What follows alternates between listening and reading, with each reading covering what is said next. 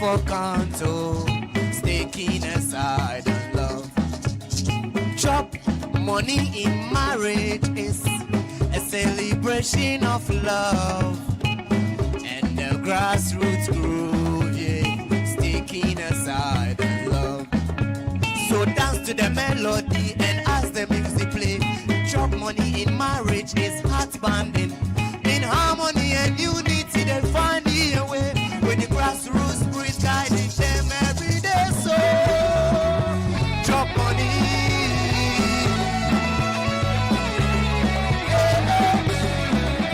Chop money. Oh. Chop money. No get holiday. Chop money. No get holiday.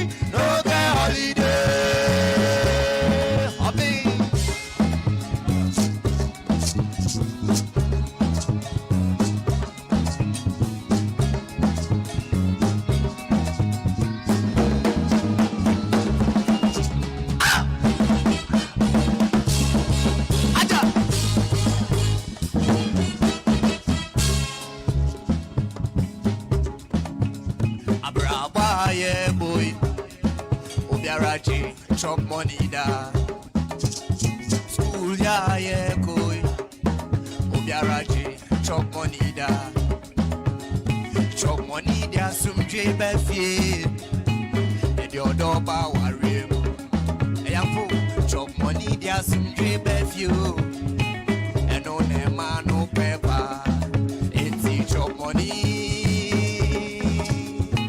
e di odo ba ware chop money, oh, and no name, no paper. Empty bugger day, soldier day, driver day, teacher day, Adiati, Odinani,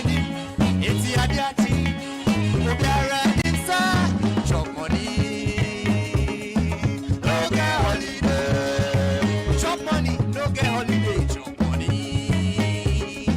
No get holiday. Chop money. No get holiday. Chop money. No get holiday. Abba chapa.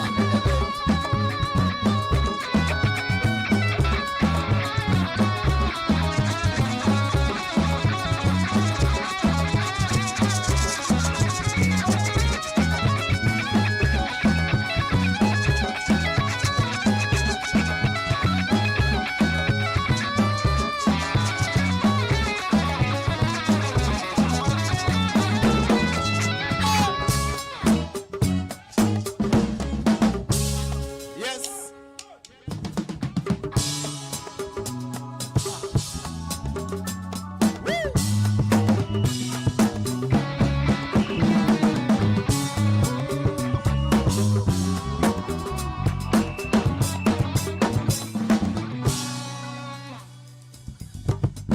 What I know can it be? What I know can it be?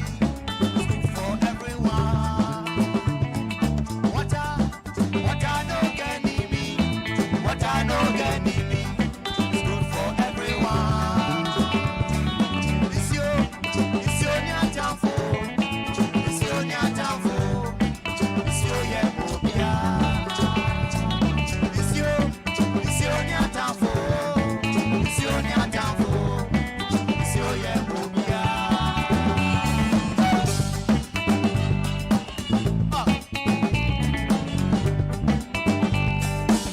What I know can it be?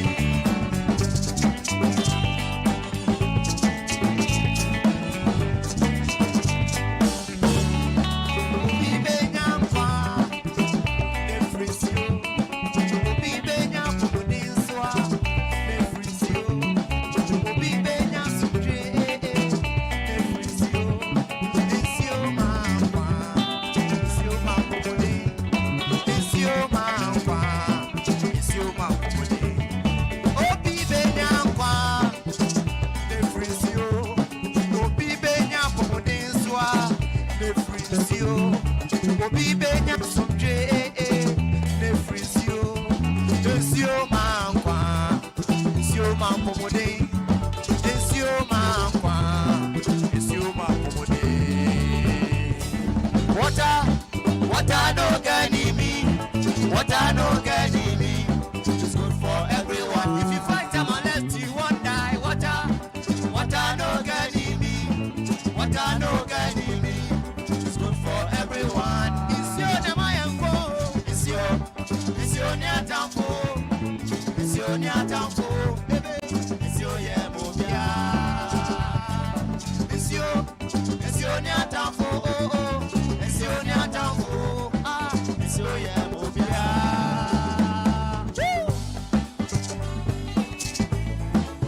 What I don't get enemy.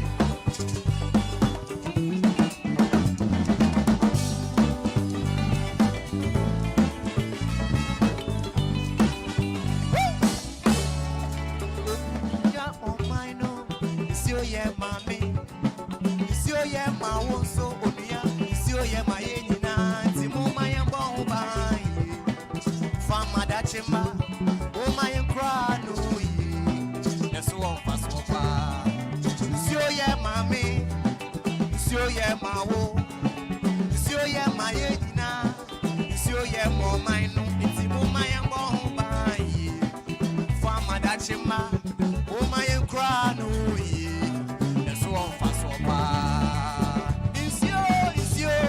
It's your nyatamfo, it's your nyatamfo, it's your yemobia, it's your nemoya humbayo, it's your nyatamfo, it's your nyatamfo, it's your yemobia. If you fight them unless you won't die, water no gani me, water no gani me, it's good for everyone. If you fight them unless you won't die, water no gani me, water no gani me.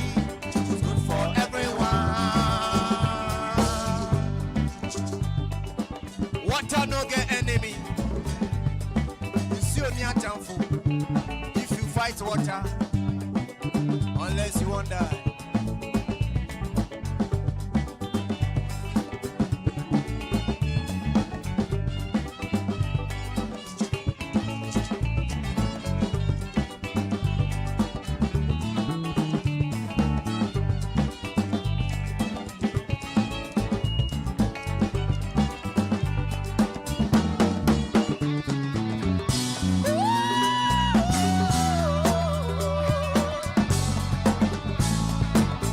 Water no get enemy, you see me a jump. If you dey fight water, you want die be that.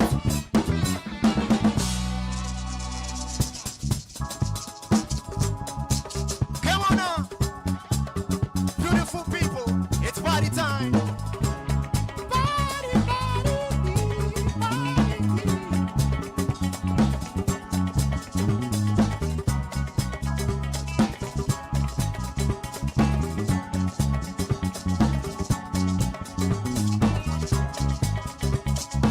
Party, party, party, eh.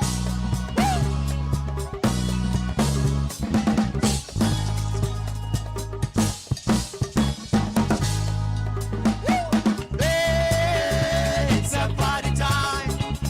Come on, let's enjoy and have a good time.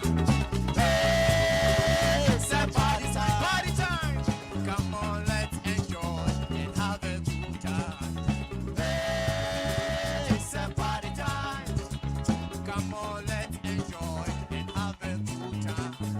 Hey, it's a party time. Come on, let's enjoy and have a good time. Fire, fire, fire, fire, fire. Come on now. Thank God it's Friday.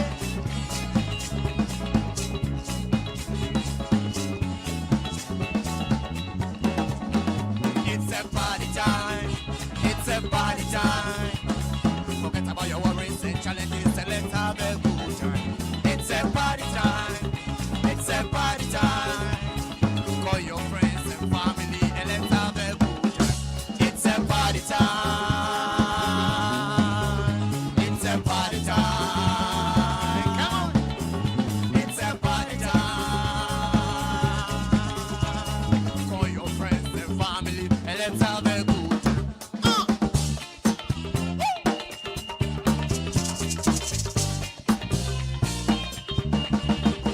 Yeah.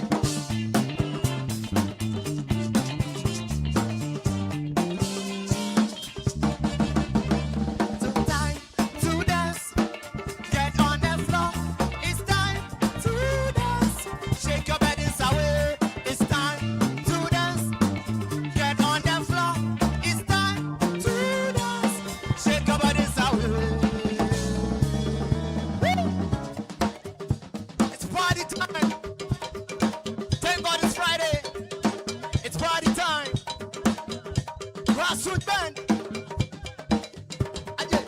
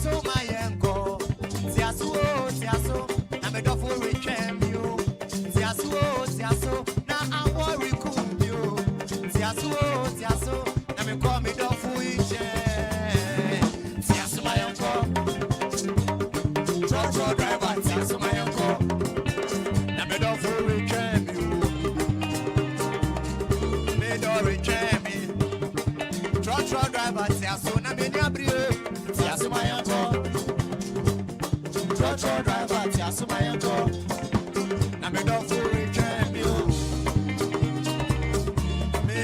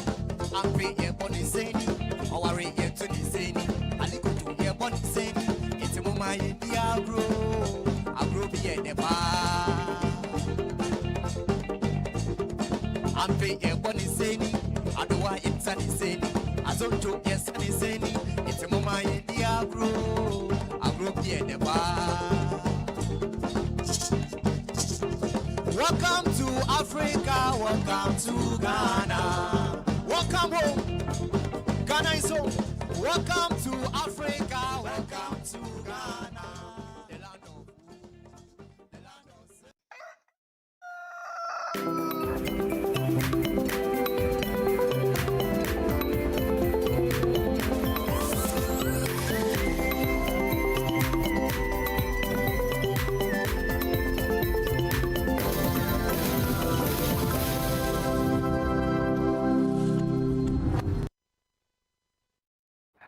Hello, good morning, and welcome to the Friday edition of Breakfast Daily right here on Channel One Television. Thank you very much for choosing us this morning. Today, Fridays are always special on the show. We have a lot coming up in the next 4 hours, so do not go anywhere. Stick and stay with us because we have insightful conversations coming your way, a lot more. So do not go anywhere. My name is Wahab Abdul Razak, and I'm doing this with Chris Carter. Ladies and gentlemen, once more, you're welcome this morning. It's a beautiful Friday morning, and I hope that you're enjoying the weather too. So, before we get into the weather forecast, I'd like to remind you that this show is very interactive. So, do not forget to, send in your opinions, your thoughts, your well wishes to your loved ones. And also, if you find any topic interesting, you can just send us a message via the WhatsApp number on the screen. Now, of course, we have your viewers on YouTube that are watching us right now. You see the comment section right the screen under the screen. You can just put everything right there, and we will get to read it on the show. And of course, if you're logged on to X or Twitter, you can actually use the hashtag Breakfast Daily to join in any conversation. And also the same thing on Facebook. Ladies and gentlemen, once more, you're welcome. It's now time for us to check out the weather forecast of the day.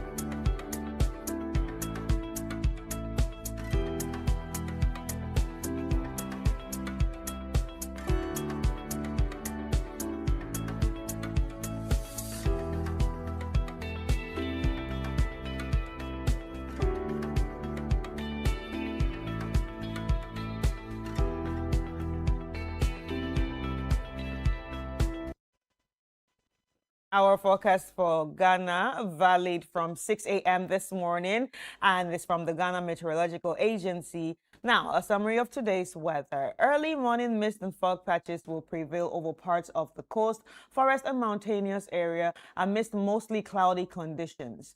Pockets of slight rain and drizzle are likely to affect some portions of the coast during the morning hours. As the day progresses, a mix of sunshine and cloudiness are expected to be experienced over most places in the country, with chances of thunderstorms or rain occurring over some places slightly north of the coastline into the middle, transition, and northern sectors from late afternoon into the evening. Note that it's going to be we're going to have a relatively cool night and early morning temperatures to be expected across the country. And the state of the sea is going to be rough. This is for all fishermen or people who are thinking of, hanging around the sea today. It's going to be rough. Well, ladies and gentlemen, there you have it, an 18-hour forecast valid for Ghana by the Ghana Meteorological Agency. You'll be reminded that you can actually follow them on all social media platforms. They're on X, they're on YouTube, they're on WhatsApp with a channel, and also on TikTok. So do well to follow them. You can as well just add another app if you want, a weather app that are on your Play Store or on your iOS store. You can actually also download any of that just to be safe, ladies and gentlemen. So there you have it. So let's get into the reminders of the day. It's Friday. All right. So we're starting with a literacy challenge, the 2026 edition. This year, we promised that it's going to be very big because it is a national competition for all pre-secondary students, right? So we started, we ended at level 1, which was taking of entries from all of you. We've received them. We are perusing them now. And in the coming days, we will announce to you those who we have shortlisted to go into the next stage of the competition. But we want to remind you that on 16th August 2026, exactly at 12:30 p.m. at the British Council here in Accra, we're going to have the second level of the competition. That is the aptitude test. The aptitude test. So stick and stay with us right here on Channel One Television, and also stay glued to your radio sets 97.3 City FM, because we will be announcing to you the contact details you sent to us when you submitted the entries. We're going to reach out to you via those contact details. So do be expecting a call or text from Channel One Television and also City 97.3 FM.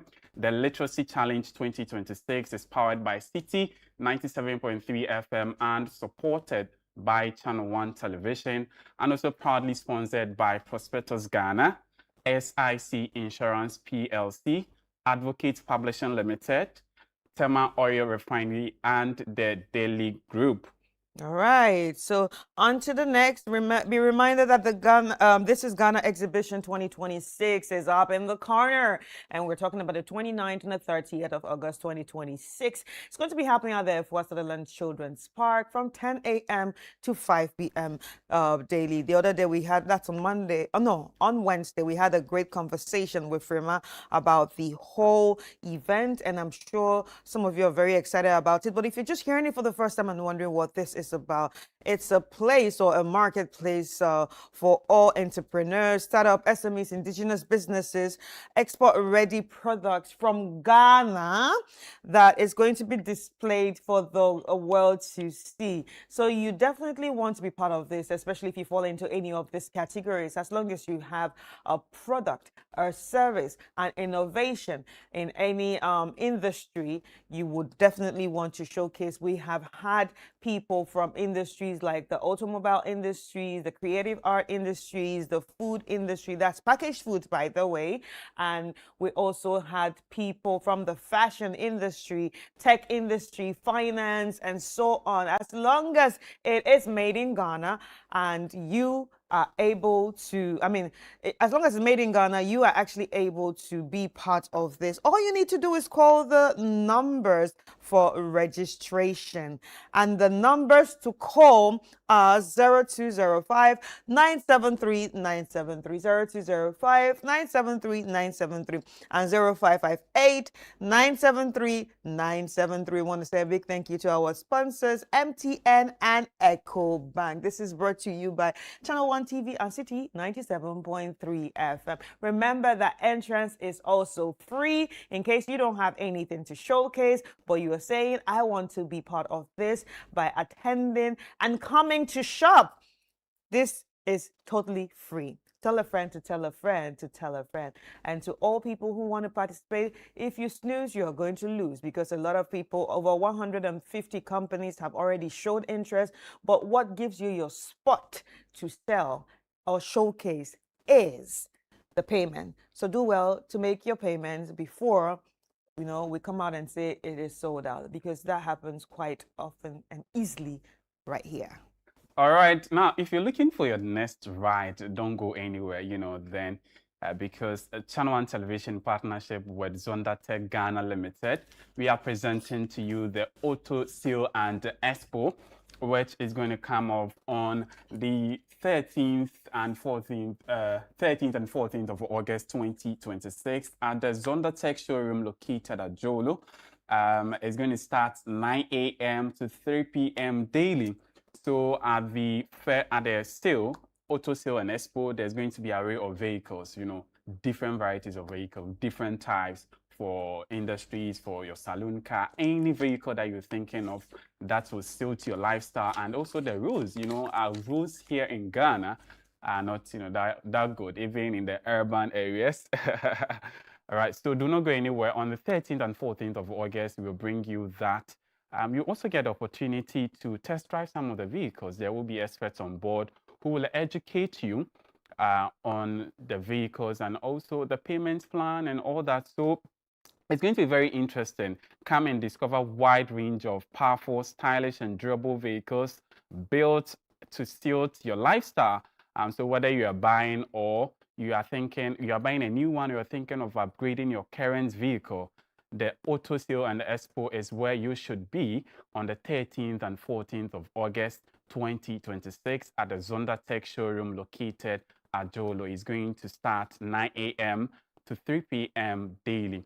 For more information, you can call us on 0205 973 973, 0205 973 973, or 0501 772 222, 0501 772 222. And this is brought to you by Channel One Television in partnership with Zonda Tech Ghana Limited. All right, now it's time for us to check out what we have on the front pages of the dailies and also our different platforms. Now I'm going to be starting with the Herald newspaper, and on the front page of the Herald newspaper, the big one here is Extema oil refinery boss convicted of bribery and money laundering in the U.S., and Ghanaian ministers, MPs, others to be named as he faces 30 years in prison. And you can see his picture right there, Mr. Asante Berko, the ex-war MP. Now, Cocoa Bud's new law targets financing, farming protection law, and processing. And NPP demonstrators call female presidential staffer useless. 11 excavators, 32 motorbikes seized in Bono Galamsey clampdown. Omani Boama immortalized at Defense Ministry 1 year after helicopter crash. All right, let's move on to the Daily Guide.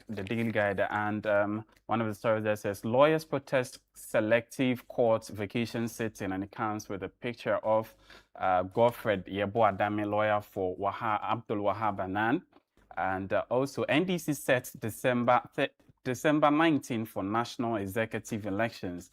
And the chairman of the party, Johnson, is here doing KTS picture is there. That story can be found on page 6 of the Daily Guide newspaper. And the biggest story there, democracy under attack demo. MPP storms Jubilee House, present petition under protest.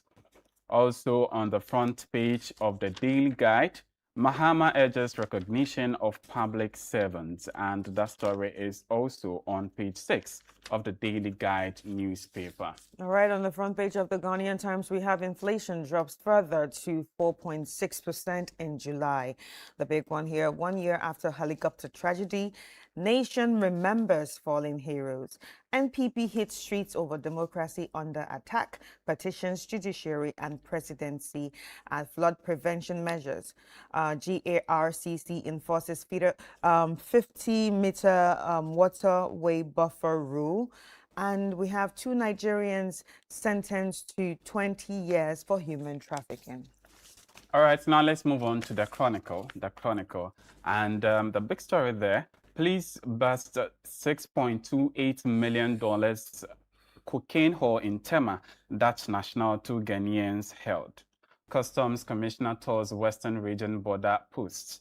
We also have Kumasi host Apostle Sappho's Thanksgiving service Moro.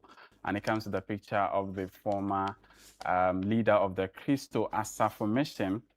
And another story on the front page of the Chronicle, let's build Ashanti region for Bamia's victory. And it comes to the picture of John Kwame Duodu. And now to the Bible verse on the Chronicle. So today's verse is Proverbs chapter 3, verse 35. And it says, the wise will inherit honor, but fools get disgrace. Again, the wise will inherit honor, but fools get disgrace. I know where that is directed to. All right, and on the back page of the Chronicle, NPP allies petition Mahama over alleged threats to democracy.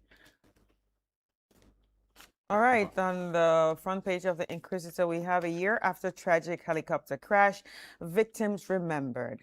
Stop press, massive chop at local government institute. Napo speaks at 2026 Buzia Institute lecture in UK on Sunday, and Ofosu Ampofo's father joins ancestors tomorrow. All right, the Insight newspaper. Angela List seeks injunction to halt alleged defamatory Galamsey Queen publications. Angela List seeks injunction to halt alleged defamatory Galamsey Queen publications. We also have Cuban Embassy celebrates Pan-African TV at 10. Cuban Embassy celebrates Pan-African TV at 10. We also have on the front page of the Insight newspaper, August 6 helicopter tragedy. Mahama assures families of government and state support. And the ruins of neoliberalism and militarism in Asia is also another story on the front page, and it can be found on page 9 of the Insight newspaper. We also have Gaza tribal leaders call for urgent action to end humanitarian crisis. Gaza tribal leaders call for urgent action to end humanitarian crisis. All right, on the front page of the Informer, we have here Mahama's ruthless pledge against Galamsey fails as Ghana remembers chopper crash victims. Bawumia speaks for Ghanaians, say democracy must free citizens from fear. In the issue, ISA flags weak economy, identifies 5 fault lines as causative factors. We have a big one here, 22 billion Ghana cedis lost, gold bud crashing Ghana's economy, and this is IMF sounding an alarm. Afenyo Markin gives 100 laptops to Efutu teachers. That's a good one. Stop diluting constitutional reforms, government told. And BECE result crisis deepens as GANPS hunts evidence nationwide. All right, now let's turn attention to the News Center newspaper.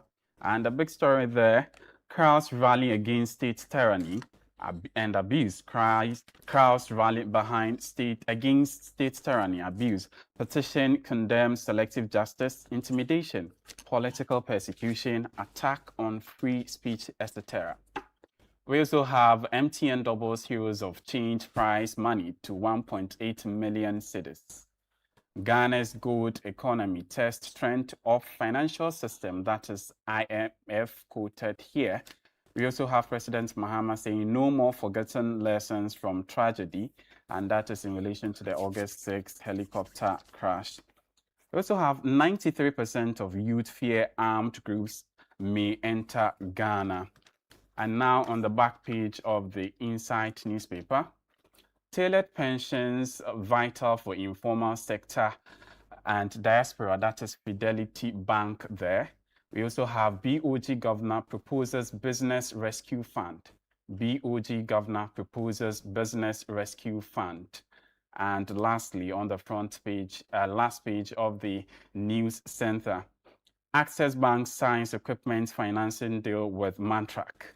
And that's all for the papers. Now we are turning to the online portals. Chris, you start with that. All right. So on the online portals, I'm going to be looking at Channel One News Online. And the thing is, if you have actually downloaded the Channel One News app, this would have been easy for you to join us. But then again, I'm sure if you have your phone or your tablet, you can actually just put in channel1newsonline.com and we can check out the headlines together.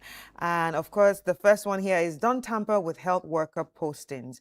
And this is a condor warning officials. And NADMO cautions farmers at Bagri Dam spillage risks destroying crops.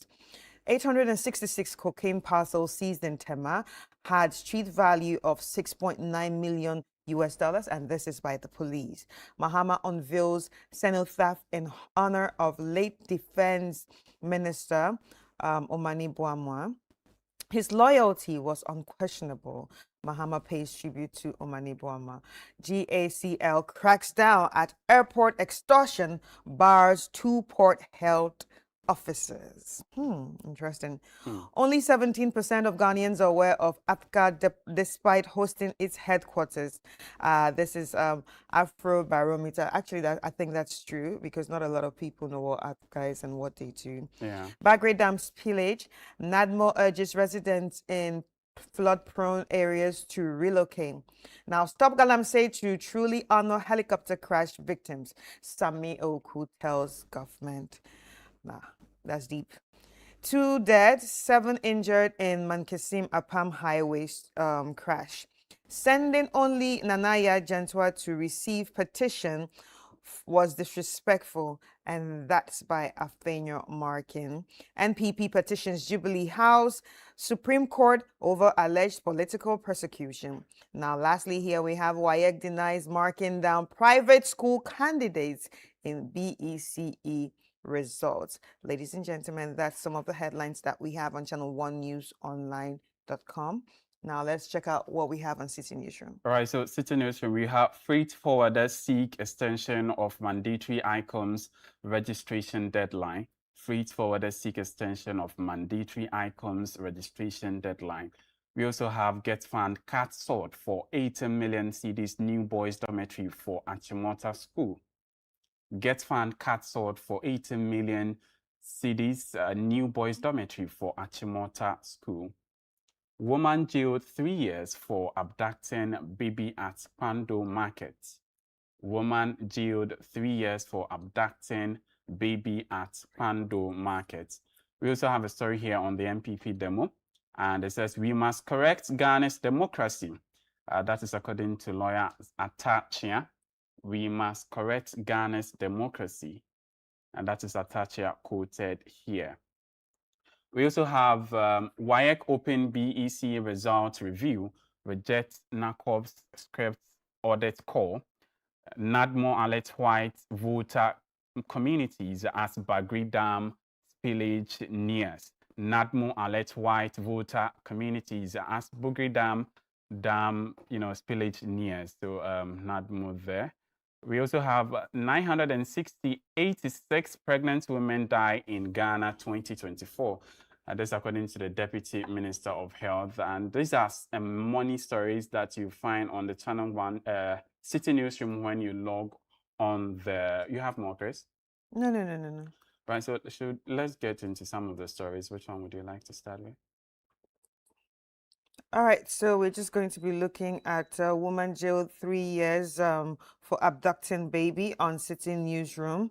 And a 31-year-old woman has been sentenced to 3 years imprisonment after pleading guilty to abducting an 8-month-old baby at the Pando Market in Volta region. The Pando Circuit Court handed the sentence to Stella Amejome on August 3, 2026, following investigations that led to the safe rescue of the child, according to the statement signed by the Volta North Regional Police Public Relation Officer, Inspector Felix Cowell. The incident occurred on July 17, 2026, when the baby's mother, 21-year-old Gloria Hagbe, briefly left her son in the care of Amejome, a fellow market trader, while she went to purchase packaging bags. The police said upon her return, both Amejome and the child were missing, leading her to report the matter to the police.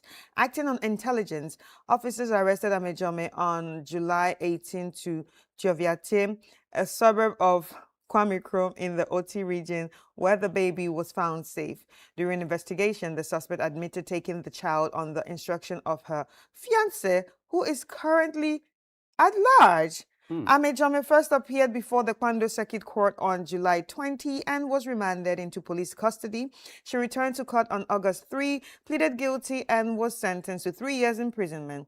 The swift arrest of the suspect and the safe rescue of the child demonstrates our unwavering commitment to protecting lives, especially children, and ensuring perpetrators are brought to justice. This is what the police said. Now, the Volta Regional Police Command said efforts are ongoing to arrest Amejome's fiancé to assist with investigations.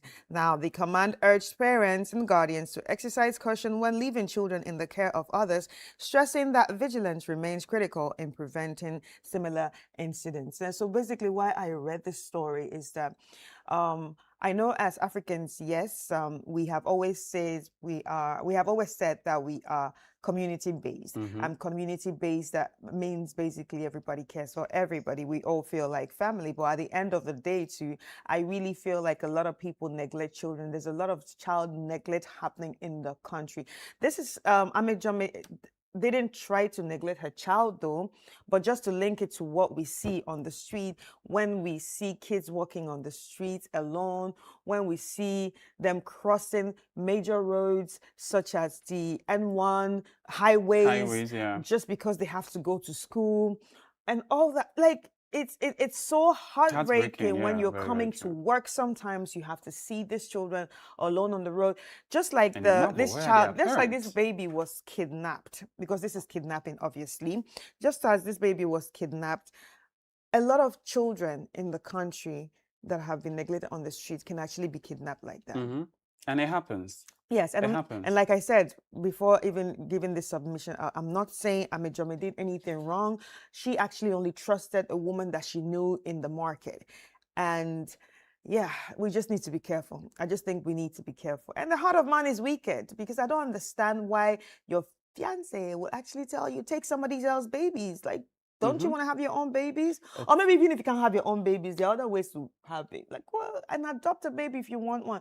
But clearly it means that they want to do something sinister to that baby. They probably want to sell the baby. They probably want to use the baby for other things, but I don't even want to think about it. This is so horrible. But kudos to the police. Kudos to the police for assisting and, you know, getting the baby back to safety, and also to the court for sentencing her. I mean, she deserved more. 3 years is a walk in the park for me. Absolutely. To I steal think a baby. that was very interventional from the police, you know, coming in at that time and prosecuting her. Now we've finally been sentenced. That's great to serve as caution to others. For the woman to trusting you to leave the child under your custody, and you just go by that way wasn't bad. You know, we don't really know the full details of the story yet, but you know, sometimes the pressure from society, maybe she's experiencing fertility issues and all that. Nonetheless, that is not an excuse. Now, you know, technologies have advanced. You know, we have these IVF and all that. But you know, to also be the society, let's be honest, you know, and careful with how. Even if you're experiencing fertility issues, you don't go that way. That was very wrong. Steal from anybody. Yes. To have a child. We shouldn't even make an excuse that maybe she's facing this. She's not facing anything. That's far from right. Yes. So we're not even supposed to even bring it up that maybe she's. No, we don't want to. We don't care what you're going through. Do the right thing. I personally don't care what you're going through. I don't care if you're having fertility issues. I do not care, because it's unethical. It's not right. It's unjust. It's wicked to actually take someone else's baby, especially not that the person neglected the baby. This person was trusted you to actually say, you know what, I want you to just go out there and buy some packs. I will be right back. Please take care of the baby for me. Because we believe that we are community-based people as Africans. We always say that, that we are all community-based. And now she just trusted you, take care of the baby for me, and then you took the baby. That's not fair. Yeah. That's not fair. So that's why I say, I in particular, Chris, I don't care what you're going through. I do not care what you're going through. Everyone else is also going through something. At the end of the day, I also feel like, well, she called her fiance, but at the end of the day, we also need to start evaluating people mentally. Because I think people are doing a lot of sinister things. Now I am going to link this to mental health. The Netflix documentary series called The Worst Neighbor Ever. Yeah. They have been showing like a series of the worst neighbors, the worst this, the worst partners, the worst and the worst and the worst. Yeah. That's and really if you watch, so if you watch the neighbor one, there's a story like this where we lived together. Her roommate actually was drugging her slowly so she can actually have evidence to say that this person is a junkie and I can take care of the baby. She actually reported her to take her baby, only for the police to find out that those drugs she was giving her she just came out of surgery and she needed someone to take care of her and help her. But instead of giving her the normal dose of the drug, she was overdosing her. And now she rather went to report to the police station and said that, my friend, ODs. My friend is always overdosing. Go and check her. And I don't think she's fit to handle a baby. So I need to take this baby from her. Why? Because I'm the one that can handle it. That's when you realize that a lot of people also have like there's some serious mental problem going on in their head that you cannot really understand. true. So that's why I feel like we need to start evaluating people mentally, because not everybody's all right. Especially with how now our societies have become more cosmopolitan. In those days, your parents can even travel for days and just go and leave you with a neighbor. Oh, I'm going here. You even close, and even not with that, you close and come back from school. Maybe your parents are still at work. You go to that neighbor's house. You'll be there, and they will feed you. You wash down. Sometimes even sleep over, so they come and pick you. And now things are changing. It's very scary. The world let's has be become on the watch. the world has become a very dangerous place, and that's why we need to be very careful. Yeah. And another one that also making waves because of yesterday, Mahama unveiling the cenotaph in honor of the late Defense Minister Omani Boamah. Let us check it. It's on channel1newsonline.com. So President John Dramani Mahama has unveiled a cenotaph in honor of the late Defense Minister, Dr. Edward Omani Boamah. The memorial located with the precincts of the Ministry of Defense in Accra features a study of the late minister and serves as a lasting tribute to his service and sacrifice.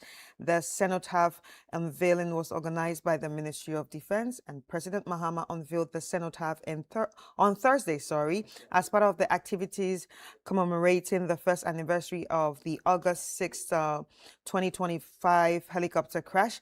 Following the unveiling, President Mahama lit a candle on behalf of the nation in memory of the late minister and the seven other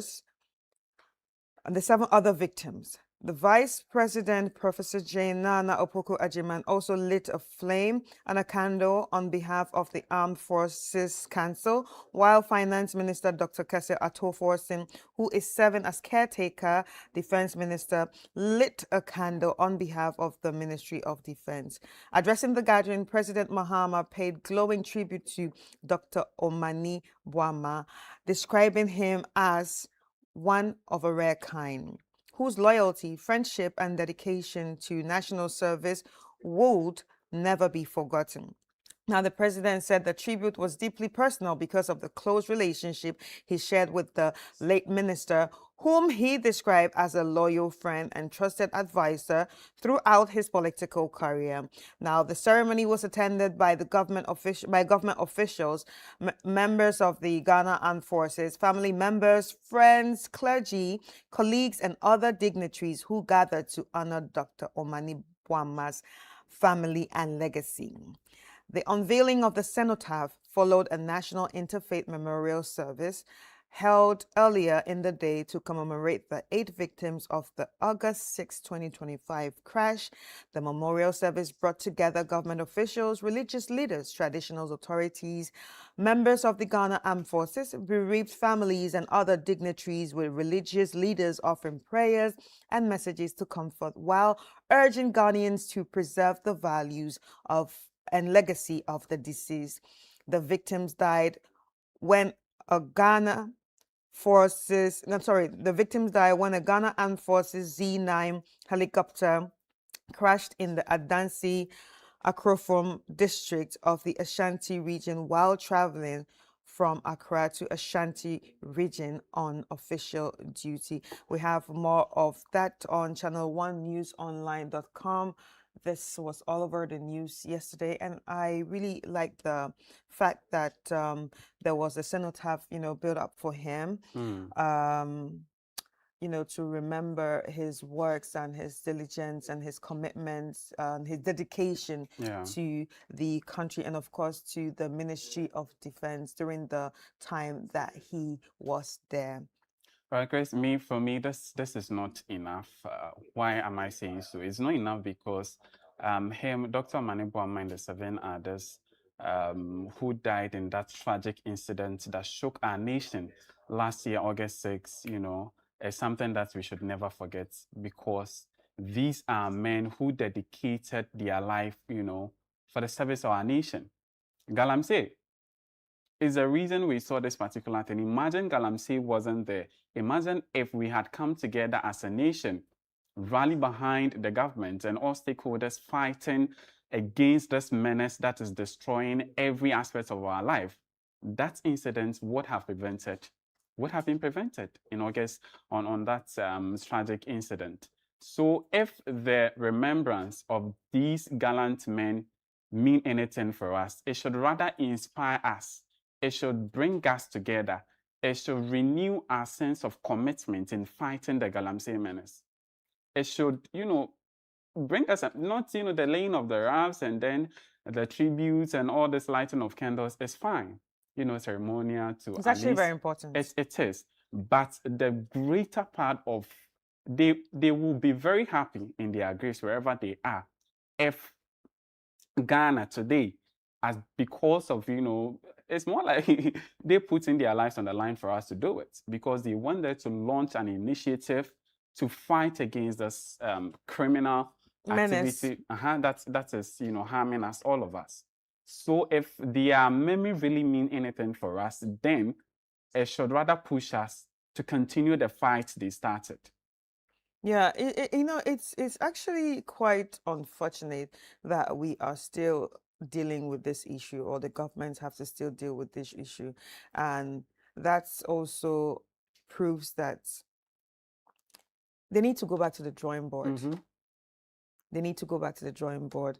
They need to re-strategize. Absolutely. And really work on this, because at the end of the day, for us to lose such gallant men, it's not just about us losing the gallant men.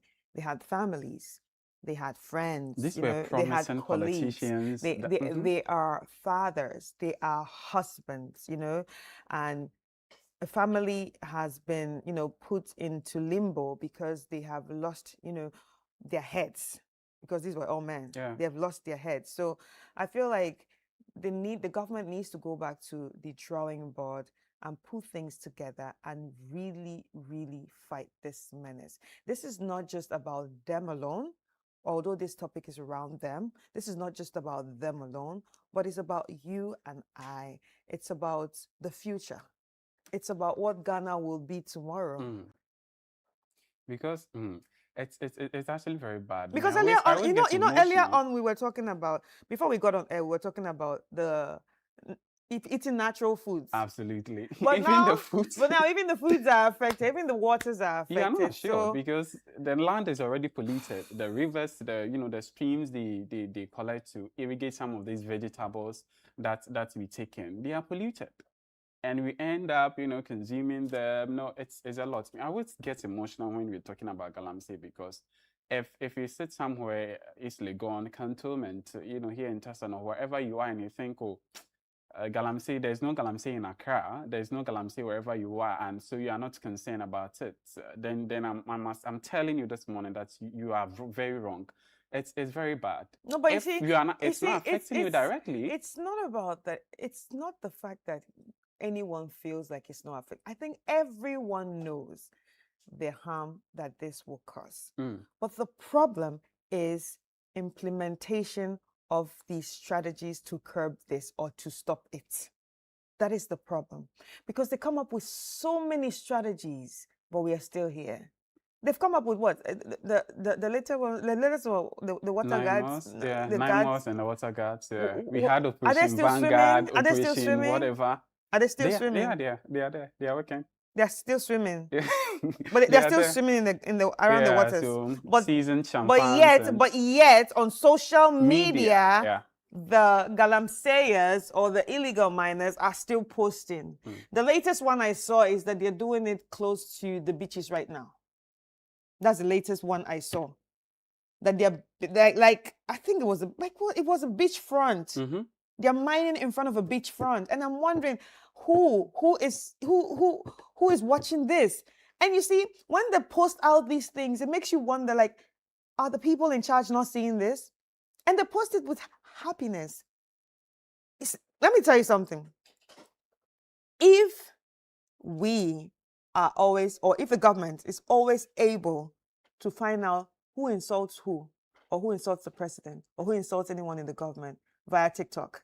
If they are able to catch them, What is preventing you can us? catch those people that are posting those Same way. videos. Yeah. You can actually catch them It's because it's like the government can actually catch anyone who picks up their phone. Hey, this, and insults. and they do it with pride And now. then so they can Yes. they can catch you. You can go to court. Why haven't they caught any of the galamseyers? Because they are assured, they have that guarantee, they have that security because of the people they are working for. Mind you, they are not, they don't own this mining sites and all that, the concession. And that's why it's sad, So because it we're goes always behind. because from the beginning of time, it seems like we're always also going after the small ones, the chingom ones. The real kingpins are there. You're going after the chingom The chingom boys. kingpins are there. See, It's actually bad. I always get emotional when if we're we keep talking about galamsey. this, we won't end the Just show, because we will this talk year- about it concerning our health. We will talk about it concerning All our areas. food. We'll talk about it concerning our waters. We'll talk about it concerning the economy, because at the end of the day, when it affects everything, it's still going to affect your pocket, because you won't be able to. You're trying to pay ECG, you're trying to pay water bill, you're trying to pay all these bills, and then you still have to buy water. You still have to look for where to get good food. Maybe we'll still have to travel out of the country just to get good Water, food. yeah. No, good food. Maybe we still have to. Maybe we'll we'll probably start going to neighboring countries like Togo Already we to are go and doing. buy vegetables. We are doing, even to common tomatoes. Because for me, onions, when beans. oh Lord. It's actually bad. It's actually bad. Just beginning of this year, I think somewhere February, we lost a mother and her 3 children due to the menace of galamsey. It's very bad. I always ask myself when issues about galamsey come up, that if our forebears, mind the way we are doing now, would this country be habitable for us to live in? You see, If they had mind, prosperity will not be kind with us at all. If we fail as a country, if we fail as a people in eradicating this particular issue. For the past 15 years and more, we've always galamsey, and the real people behind this particular issue are sitting somewhere. and still We milking it. Go for, No, those they, on no, the no, surface. no, they are milking it. They're all Until we milking it get and them enjoying out it. of it, until we get them, we arrest and prosecute them, we will still be at square one. The truth is that we have not really realized the danger. A lot of people have not really realized the danger that is looming. Mhm. You know why? We've not really. I keep saying we because I want to put myself in the shoes of the people. We've all not realized the danger that is looming, because everybody's going on with their businesses. Yeah. Yes, life pressure, family, you got to work, you got to pay school fees, you got to do this, you see, those things are taking up our time. That's why we've not even realized the danger. And if it gets too late, It will be difficult to get it will out be of it. difficult to reverse back. It's already difficult to reverse what we have seen with some of the water bodies and some of the forest areas. It's already difficult. Like when you just see it, you know that how long is it going to take for this thing to be Reclaim. to be back to the position it used to be, especially the forest areas, because now you have to grow the trees. You have to make sure that those trees grow. And you know how long it takes trees to grow to the level they were before you destroyed it. So I just think we need to sit down, go back to the drawing board, and do something about this, and put Ghana first. Put Ghana first. I mean, nobody's saying that no one should not mine. We should do it But responsibly. it should be done responsibly. It should be done according to how the laws want it to be done. Do you understand? But anyway, ladies and gentlemen, these are some of the stories right here on our platform. So go out there, check out our platform, citynewsroom.com or channel1newsonline.com, or better still, just download the Channel One News app, so you wouldn't have to do all the typing, and you can stay updated with all the news information and infotainment that we have on the platform. Let's take a quick break, and when we come back, we will be checking up our trends.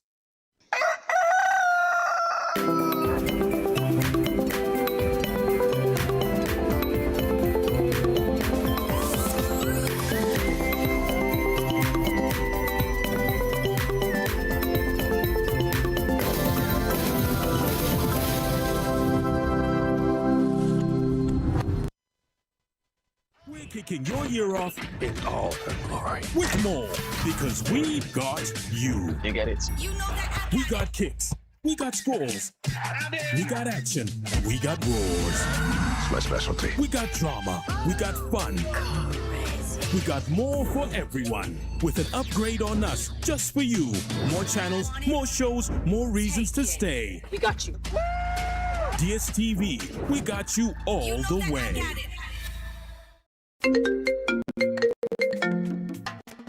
Hello, my name is Pamela from Customer Service. Please revalidate your account by texting your Ghana card number to 0500,000 247. Hey, Abili, wabadim.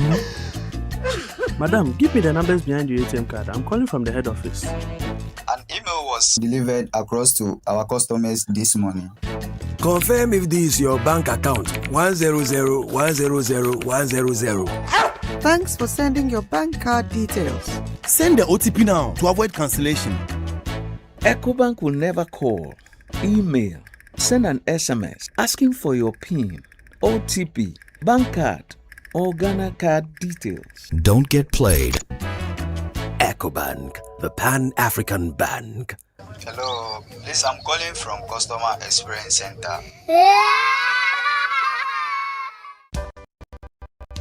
My line of work, a confident smile is everything. Kel Charcoal Toothpaste keeps me on top of my game and ensures my smile is always radiant and bright. With the tiring nature of my job, we spend several hours under the scorching sun. To keep our teeth white and our breath fresh all the time, we use none other than Kel Charcoal Toothpaste. Kel Charcoal Toothpaste. You're on a case and then a get one. Samayo Kenjini, a ruby here, Samacha Sapapadia to a mammy mouthful. Kel Charcoal's natural ingredients, and a bomb is so buying, a man is swing, and a stance of Mamma Hotel, so I will beg you. Kel Charcoal Toothpaste.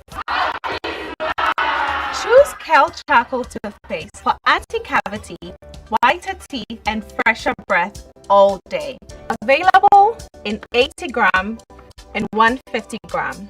Grab yours today. Kel, happy smile. This advert is FDA approved. Looking for everything made in Ghana? All in one place? Then get ready. The This is Ghana Exhibition 2026 is here. A bold celebration of Ghanaian creativity, innovation, and excellence. From rich traditional crafts to modern cutting-edge solutions, experience the very best of Ghanaian products and services. Explore excellence across key sectors including automobile, agriculture, education, health, hospitality, fashion, technology, food and beverages, creative arts, beauty, retail, and more. This is the biggest Made in Ghana fair, bringing together SMEs, startups, manufacturers, local creators, indigenous corporate bodies, entrepreneurs, and innovative businesses all under one roof. Discover brands redefining quality, connect with industry leaders and innovators, experience the energy of Ghanaian enterprise and creativity. The date is 29th and 30th of August 2026. The time is 10 a.m. to 5 p.m. daily. Venue, the A4 Sutherland's Children's Park. Call 0205-973-973 or 0558-973-973 to register. Come explore, come connect, come be inspired. Discover the brands redefining Made in Ghana and experience the future of Ghanaian excellence. The This is Ghana Exhibition 2026 is powered by Channel One TV with support from City FM, and it's proudly sponsored by EcoBank and MTN. This is Ghana Exhibition 2026, celebrating Ghana, showcasing excellence.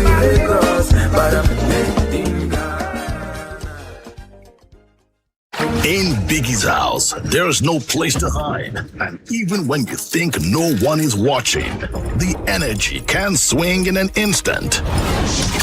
This BB Naija Season 11, everything burns brighter. Only the biggest moves tip the scale. Because nothing is given, but everything is for the taking. When the world watches, will you be outshined, or will you step up and take the spotlight? Big Brother Naija Season 11. Showing 24/7 on DSTV Channel 198 and GoTV Channel 49. Headline sponsor, Bet Power.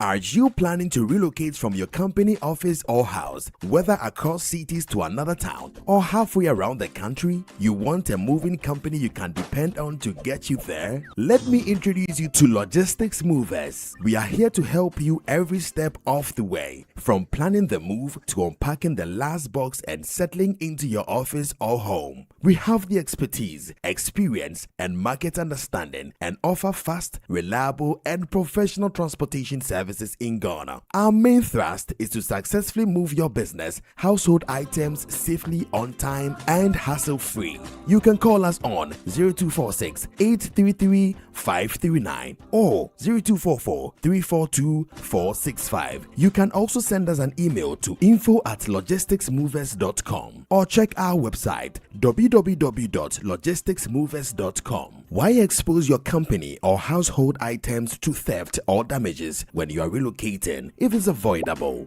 Logistics Movers, we help you relocate. Charlie, the Friday is set. Let's get into the world of sports like never before. Join us every Friday at 7 p.m. on 97.3 City FM for Sports Panorama, your ultimate destination for all things sports. From the thrill of association football to the excitement of basketball, tennis, athletics, and even emerging sports, we cover it all. Whether it's the Premier League or the latest NBA showdown, we bring you the stories behind the stars. If you are going to be given this kind of treatment, then you need to be that guy. When I look at him play, he is not it. And don't miss the prayer of the rabbi.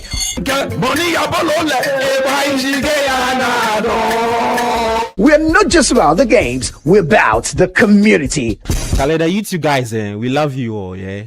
You guys be hard guys, because see before we go sign in, we had almost more than 200. Or when it's time for Don't Call Me, it's Don't Call Me time. Tune in every Friday at 7 p.m. only on 97.3 City FM. Sports Panorama, where sports come alive. Sports Panorama, your weekly sports fix. Don't miss out on the action. Sports Panorama. Catch the excitement every Friday.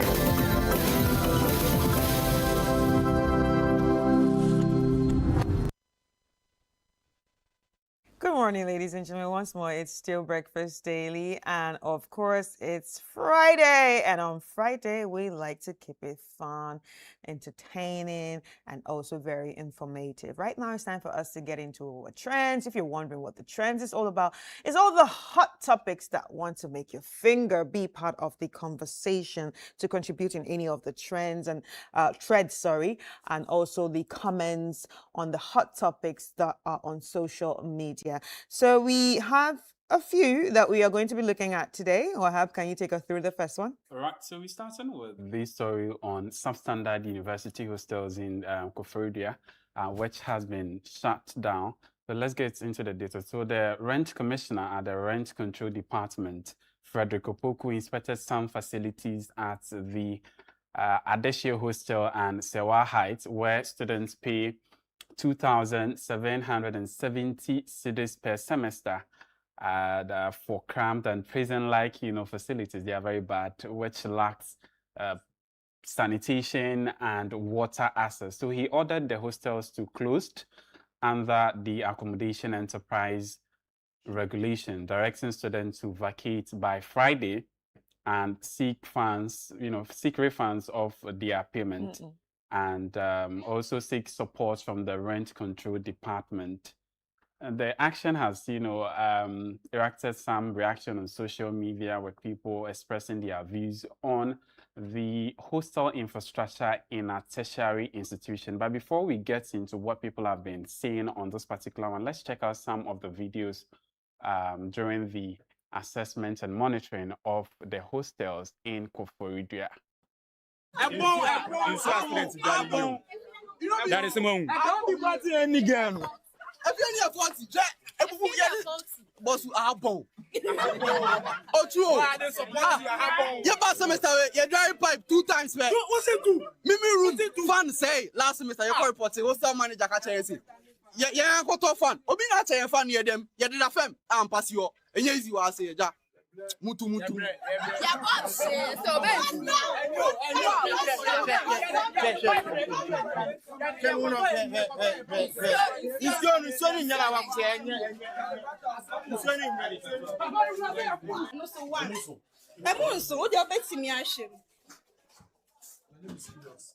This is how it is for 3,500. That's the one. Yes, and what the way ma 6,000 for 2. Yes, and what the way ma 3. Recently, me buy level 100. Na hire 2. Na me da has say 1. And she me chia has say car. And the car 1 week I'm my bus school. No catch me said that no the man me 3,500 for. But me 6. Na me the bar has say. Oh no, we level 100 for new 6. No, they have my 3. And room we ask like they are not available. Yes. It's plywood. It's plywood. Yes, it's room plywood. No, it's a plywood. It's a plywood. It's like.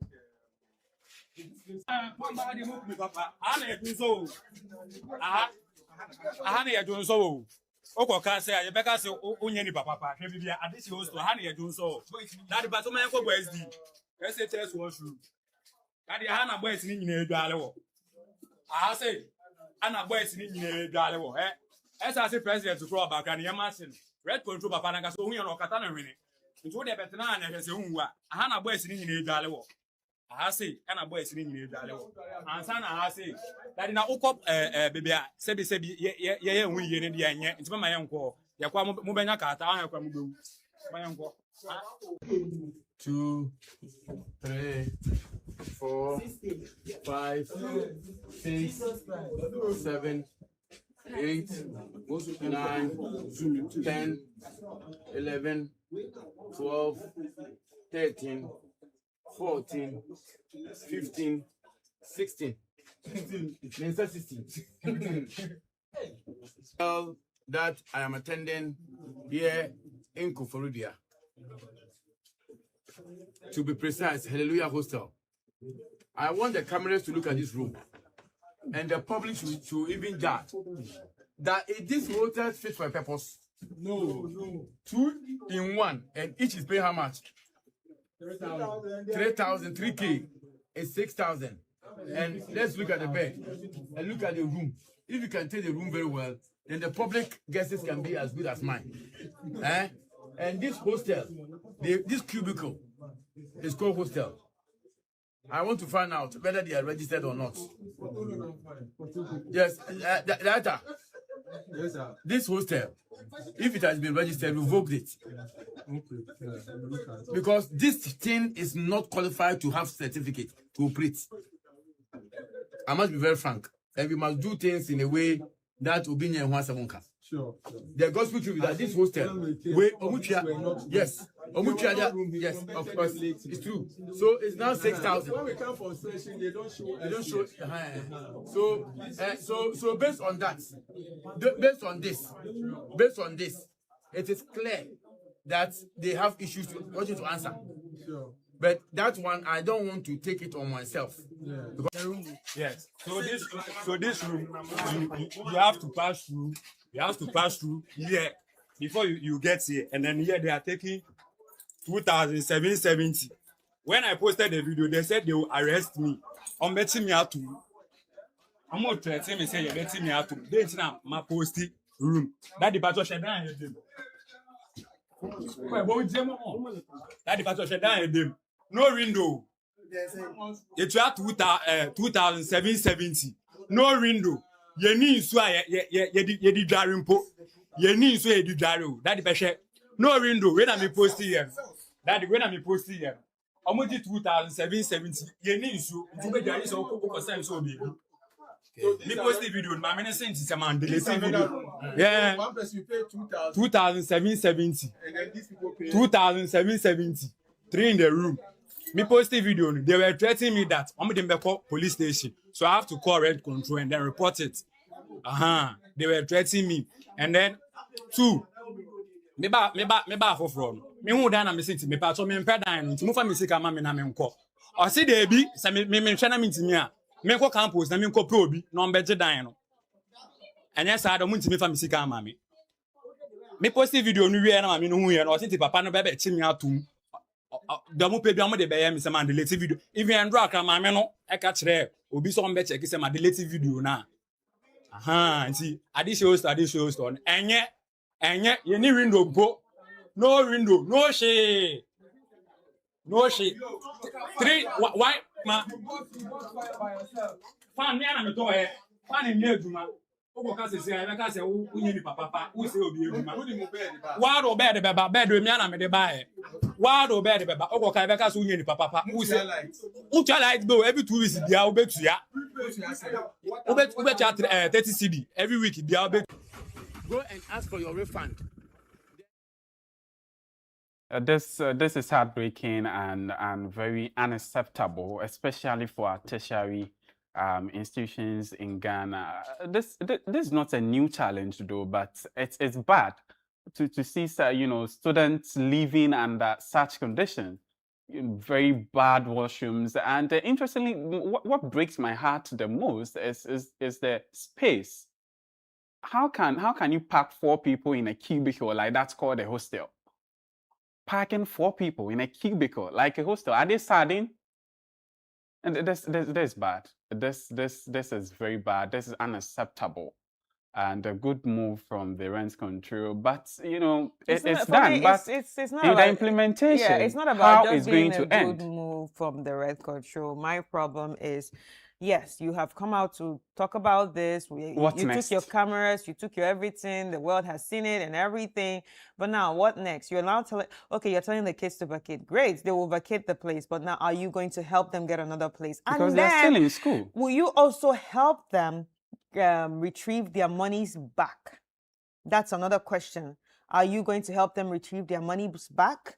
What's the next step? Are they going out there to look for money again, to rent a new place again? Fine, they can rent a new place, but are you going to help them retrieve their monies? Are their monies readily available for them to just move into a new place?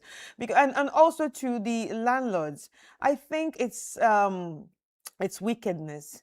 It's wickedness doing this, especially with the amounts of money that you collect. Ask yourself, can you pay this amount? And even if you can pay, can you also stay in this kind of place? Can you?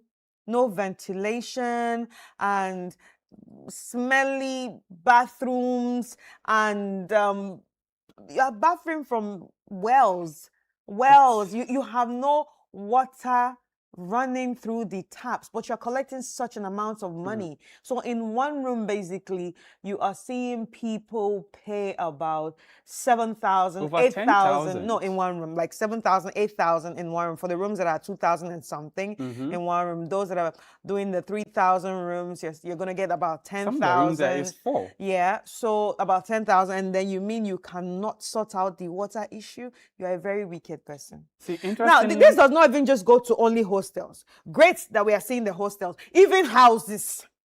Landlords want to collect so much, but nothing, no services. You don't want to fix anything. You don't want to paint. Like, because I've collected your house, I must do everything.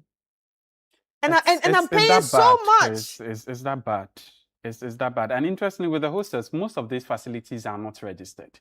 Because for a hostel, you cannot just convert your house into a hostel. You have to register with the Ghana Tourism Authority. No, a lot And of because people there are are just taking criteria- students. Because there are criteria for them to meet, certain criteria for them to meet before they finally get registered, they don't go.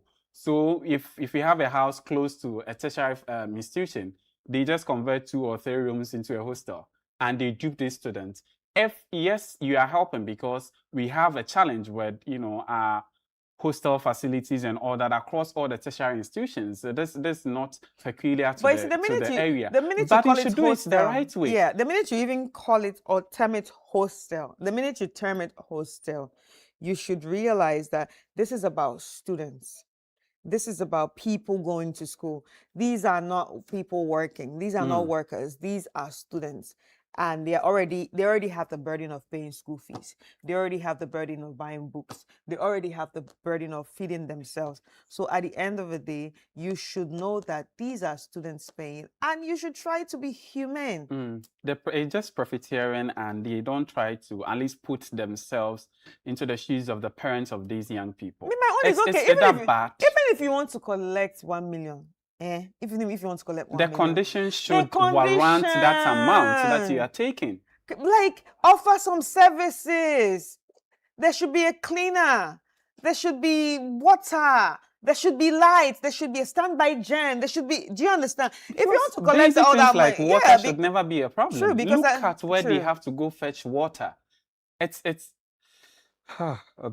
bad. You will come to school fresh from your house, like fresh, nice skin, everything, baby skin, clean skin, and then you will go back home looking like someone that has been put in a dungeon just because you were in an actual dungeon called a hostel. Anyway, ladies and gentlemen, we have comments on these issues. Let's check out some of these comments. Harry, he says, some landlords are very wicked and I wonder why they can't put themselves into their tenant's shoes to consider certain things sometimes. Sendbad_Runtown. Extortion everywhere. This country will never succeed if we have people that living amongst us. NAS LFC. Why are the rooms be egg? No windows saying it's that bad. No ventilation. They just put anything and put human beings there. That's illegal. Raymond, Charlie, how can some people be so wicked? How can human beings be sleeping in rooms without windows? Hey, that's concerning. Very, very, very, very bad. NEMT, people are just wicked. 3 in a room and each person pays 3,770 cedis. That is 8,310 cedis for just 1 room. How much would it cost to hire a cleaner? Ask again. Ken Afram, my only question is what was the previous rent commissioners doing since the Fourth Republic? All those commissions should refund all our taxpayers' money used on them. All right, it's actually very bad. This breaks my heart a lot. Look at the washroom that you expect. Chris. All right, so on to the next. I hope this is actually sorted out. But then again, now we're going to move into some sports. I'm sure you all watched the WAFCON match yesterday. I watched it from the gym. I was working out and I was watching the match, like keeping my fingers crossed. But ladies and gentlemen, the Black Queens actually qualified for the WAFCON quarterfinals. They drew 1-1 with Mali. It was a tough one. But then again, well done to them. So Ghana Black Queen drew 1-1 with Mali in their final Group D match at Moulay Rashid Stadium in Casablanca, securing second place on goal difference behind Cameroon. So Beidou scored from Comfort Yeboah cross, but Mali equalized via a deflected free kick from Kadiatou Diabate. A late Babu goal was ruled out by VAR. Beidou's goal was ruled out by VAR. And now the team now faces Malawi in the quarterfinals on Sunday, actually, August 9 at the Al Medina Stadium in Rabat, with the winner qualifying directly to the 2027 Women's World Cup.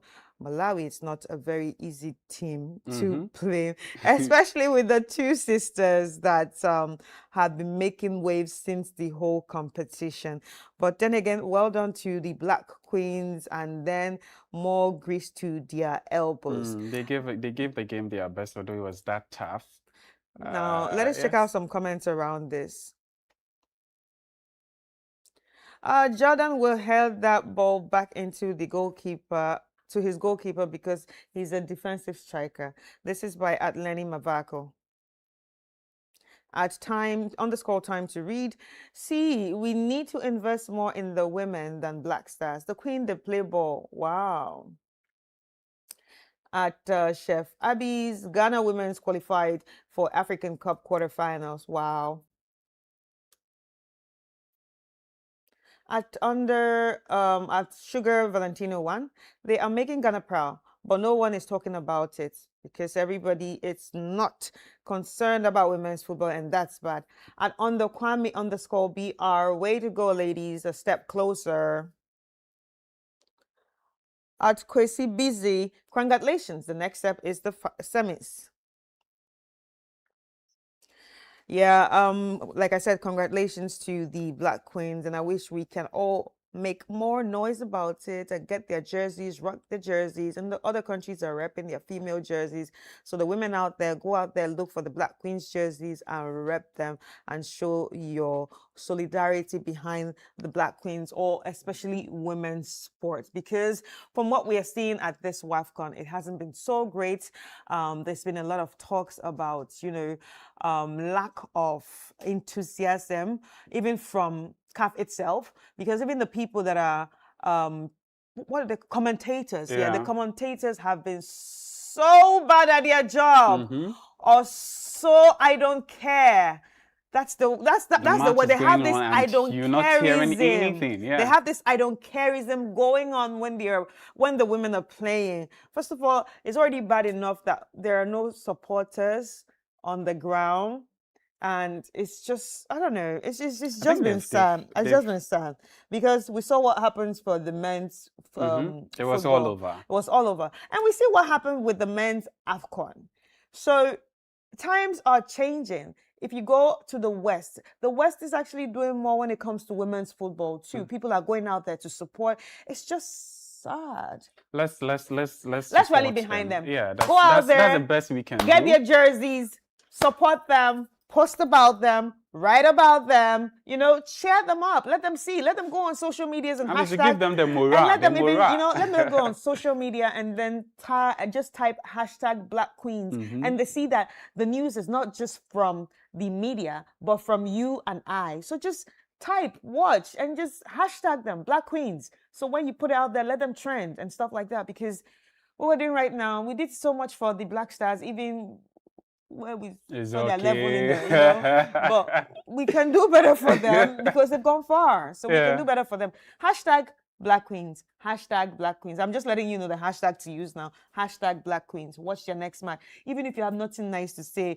Black Queens, Black Queens, Black Queens, they will still be on the trends. Let's do that for them. All right, to the next one. All right, so the next one is a very important one, especially to those who use AI. So the Cybersecurity Authority has warned against adding company details in AI searches. So Mr. Jake Franz, head of Cybersecurity Technology Standards, Cybersecurity Authority, has warned against adding company details in AI searches. Mr. Franz encourages us to leave out company name because the moment you do so, the AI tool is smart enough to gather all information, aggregate it, and starts figuring how things work. Now, this is a very important conversation because recently one of the AI platforms was found to have hacked 2 companies. And I don't know how that happened. And this is one of the best platforms that definitely it's not ChatGPT, but I don't want to, scare you so you wouldn't use that platform again because Yeah, I love it that much. let's hide it. So I'm not, but it's not ChatGPT because a lot of people will say, oh, ChatGPT is not ChatGPT, it's not Google either, but another one. And it actually hacks to companies. And the whole conversation came up, and the thing was just, it's AI. It hacked the company's name. It just hacked the companies. So let's be very careful. But we have a video on this. Let's check it out. And then we have a conversation and see what people are saying about this. Who are fond of using AI to do your work, please leave out your company name. Leave out the company name in your searches. Personally, you can do what you want, but leave out the company name in your searches, because the moment you put it there, the tool is smart enough to gather all that stuff, aggregate it, and start figuring out how things work.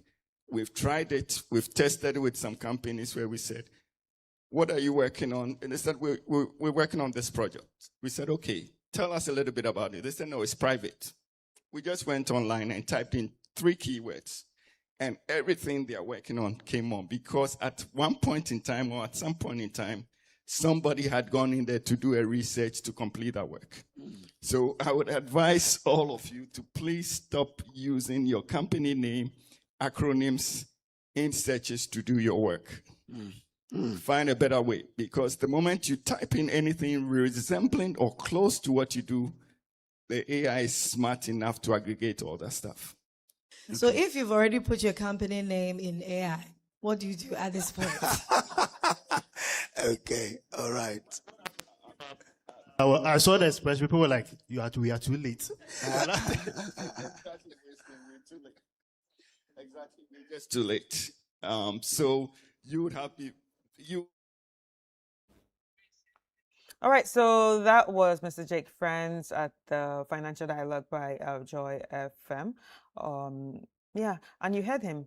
He said, do not put up your company names when it comes to AI searches, because like I said, the funny thing, it was just like 2 days ago or 3 days ago that I came across that article, and the AI platform was able to hack two companies. So they have all the information about the companies. They went inside, they dug. But you would not, like they said, who are you going to sue? It's AI. Yeah. Once you put it out there, it digs deep. Just even putting out your name alone, it already knows you. I think the AI is in to help us to make things easier, but we are. But we need but we also need to realize that there are unscrupulous people on the internet that also make things difficult. So let's just you need to be very careful on some of the information we feed it with, because whatever you put in, it will save and also go into the system. Start trying to understand. Absolutely. Start trying to understand, because like for me, and those information becomes readily accessible there for anyone who comes again. It is amazing. It is amazing how it works. But then let us check out some of the comments we have on this topic. All right. So Rita _Owahene, AI has come to stay to make life easier. Its usage shouldn't be discouraged, but rather guided on how to use it to get a decent job done. Ajiri _Asiobe, we need a system for this to be monitored, else the submission of the company details can be totally avoided. Some companies are pushing employees to optimize with AI. It's true. Replacing some employees with AI workflows. In my opinion, no one should cry foul. We are sacrificing human input for AI optimization. This is just one of the side effects. And it's true. Absolutely. It's very true. It's _Anero. The only way is to better our future, to build own systems. The internet and everything else belongs to them. So this advice, dear. Adade Kwabena, sign a corporate NDA with the AI you are using, not to share your information. Jan _E21. Even if you leave a company's name out of it, they can still collect your IP address. Your IP address can reveal your approximate location. A company's IP address may also be associated with its servers, Google Business Profile, or Google Map listing. In addition, mobile phone networks can determine a device approximate location using nearby cell towers. So it's still the same.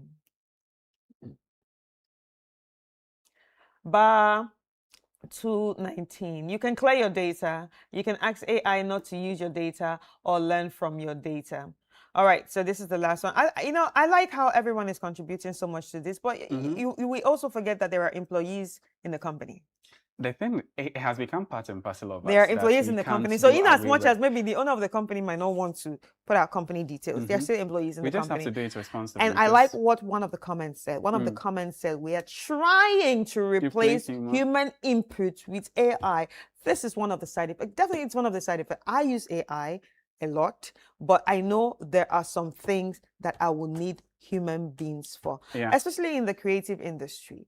Yeah, we've seen that a lot of people are now using AI for graphics, but definitely you know that when you see this thing, it is very easy for you AI-ish. to tell you this is It AI. it is AI-ish. Spellings are wrong, things are going wrong. It does not look nice. It is gold and black. All the posters have become gold and black. Oh Jesus. Yeah, and especially with the names, the But spellings, then it will again, expose you easily. but you see, you can actually get a graphic designer that would design, and he can still use Enhance it, AI to enhance or give him ideas on how to go. And definitely, you see, that's a human touch. But if everything is just AI, I mean, AI is great, but let's not forget the human. It becomes so glorious. Yeah, let's not forget the importance of human input, because at the end of the day, if we're doing AI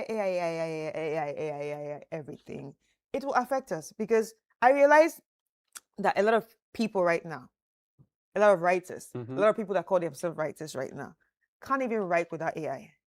Yeah.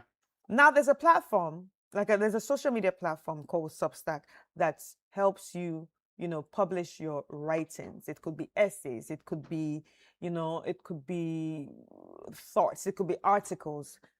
You can even use that process to write a book, Yeah. They have come out to say that they've realized there's a lot of AI writings. And so it's not people writing, it's just people giving it to AI and right there, and then they take glory for it. So now there are tools to check the writings, because I've realized even with me, like as a when human you being, write, it's very easy to detect with this AI. Yes, it's too. When you are reading some things, it's too. You just know that.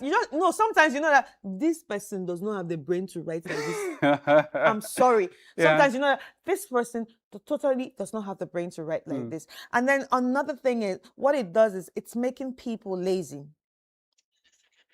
People are becoming very lazy when it comes to writing. People cannot write one paragraph. One paragraph coming from their common sense. Do you understand? And it's problematic because you are not exercising your brain. And exercising your brain is actually very important for a human being. And your mental health. Yes. It's good. And I like the move by I like the fact that AI is here to stay, to help us make things a bit easier. But do not forget the importance of the human touch, the human input in whatever that you are doing, because what this man said is just so much of reliance on AI that will cause somebody to put the whole company information into the machine. How? Yes, how it's happening. The thing is, it has come to stay. We can't help the situation, and I like the move by the Ministry of Communication, the Digital Innovation for coming up with that a national AI strategy. I think a lot of companies should look into it to help with responsible use and ethical adoption of the AI. Like what we're saying, you don't go and then put everything about your company on AI, because it will store that particular information and make it accessible to everyone, and hackers and all that will have will have access to them. So let's use it responsibly.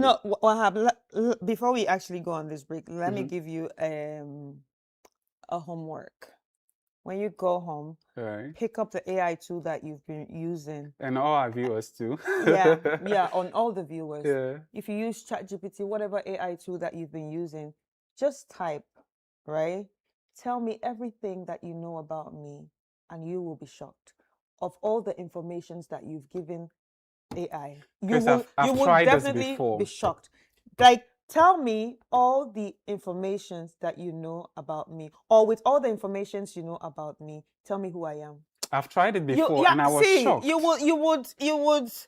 would Everything relax from A to Z. You will about- relax because people have started even using AI as their therapist. Yeah. AI. So I had this problem with my boyfriend. What do you advise me? Mhm. It stores everything. So I have this problem at work. What should I? It stores everything. Yeah. It knows everything. It knows the timeline. The worst is, oh Lord. You know, ladies and gentlemen, let's take a quick break. And when we come back, we have a very exciting conversation that we are going to be delving into, especially for content creators, because it's the creative world that we are living in now. We'll be right back.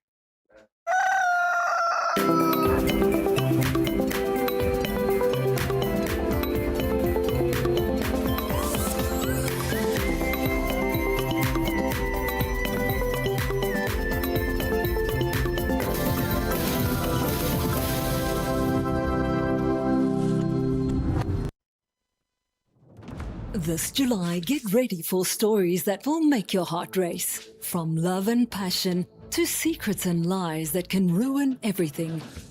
Catch the sizzling episodes of Sins and Roses at 4 p.m., Domenica Monteiro at 5 p.m., Be My Sunshine at 6 p.m., and Avenida Brazil at 7 p.m. Central African Time. Only on Novelas Plus, Channel 134 on GoTV.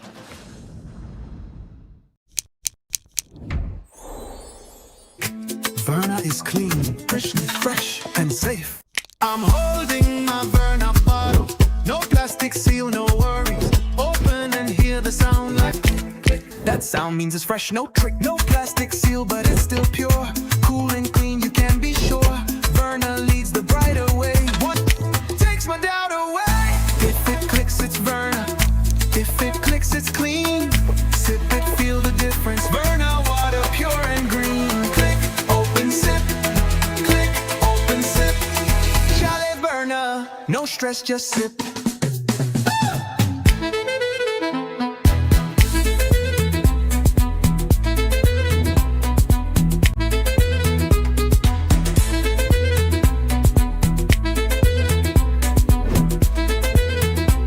Chalet Verna, no stress, just sip. This advert is FDA approved.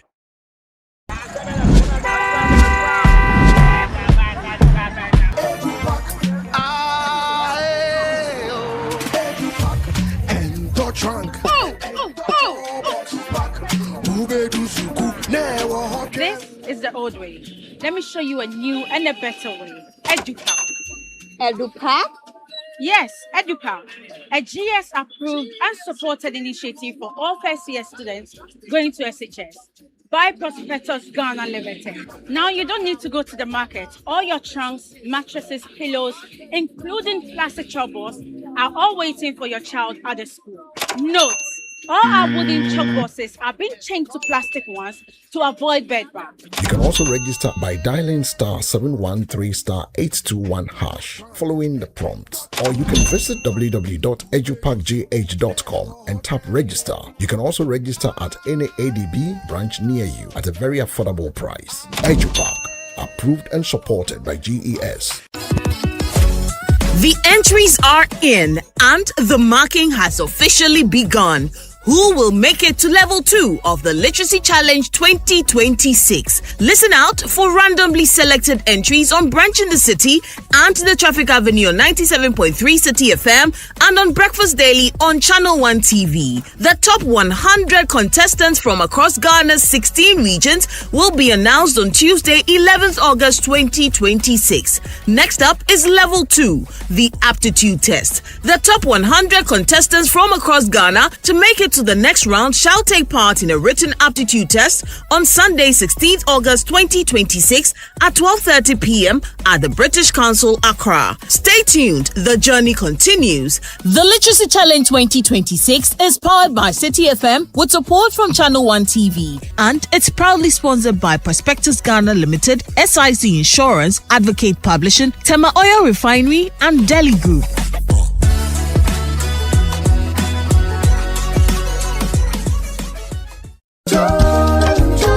Looking for everything made in Ghana, all in one place? Then get ready. The This is Ghana Exhibition 2026 is here. A bold celebration of Ghanaian creativity, innovation, and excellence. From rich traditional crafts to modern cutting-edge solutions, experience the very best of Ghanaian products and services. Explore excellence across key sectors including automobile, agriculture, education, health, hospitality, fashion, technology, food and beverages, creative arts, beauty, retail, and more. This is the biggest Made in Ghana fair, bringing together SMEs, startups, manufacturers, local creators, indigenous corporate bodies, entrepreneurs, and innovative businesses all under one roof. Discover brands redefining quality, connect with industry leaders and innovators, experience the energy of Ghanaian enterprise and creativity. The date is 29th and 30th of August 2026. The time is 10 a.m. to 5 p.m. daily. Venue, the A4 Sutherland's Children's Park. Call 0205 973 973 or 0558 973 973 to register. Come explore, come connect, come be inspired. Discover the brands redefining Made in Ghana and experience the future of Ghanaian excellence. The This is Ghana Exhibition 2026 is powered by Channel One TV with support from City FM, and it's proudly sponsored by EcoBank and MTN. This is Ghana Exhibition 2026, celebrating Ghana, showcasing excellence.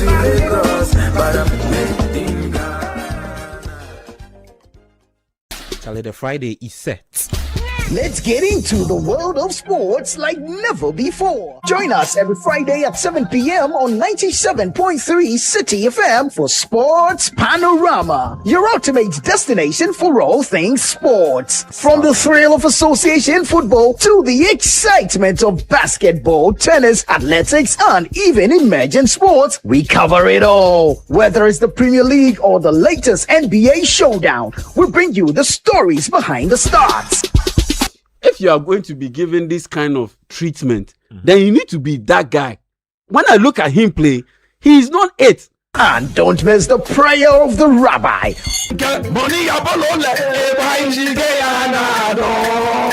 We're not just about the games, we're about the community. Kaleda, you two guys, we love you all, yeah. You guys be hard guys, because see before we go sign in, we had almost more than 200. Or when it's time for Don't Call Me. It's Don't Call Me time. Tune in every Friday at 7 p.m. only on 97.3 City FM. Sports Panorama, where sports come alive. Sports Panorama, your weekly sports fix. Don't miss out on the action. Sports Panorama. Catch the excitement every Friday.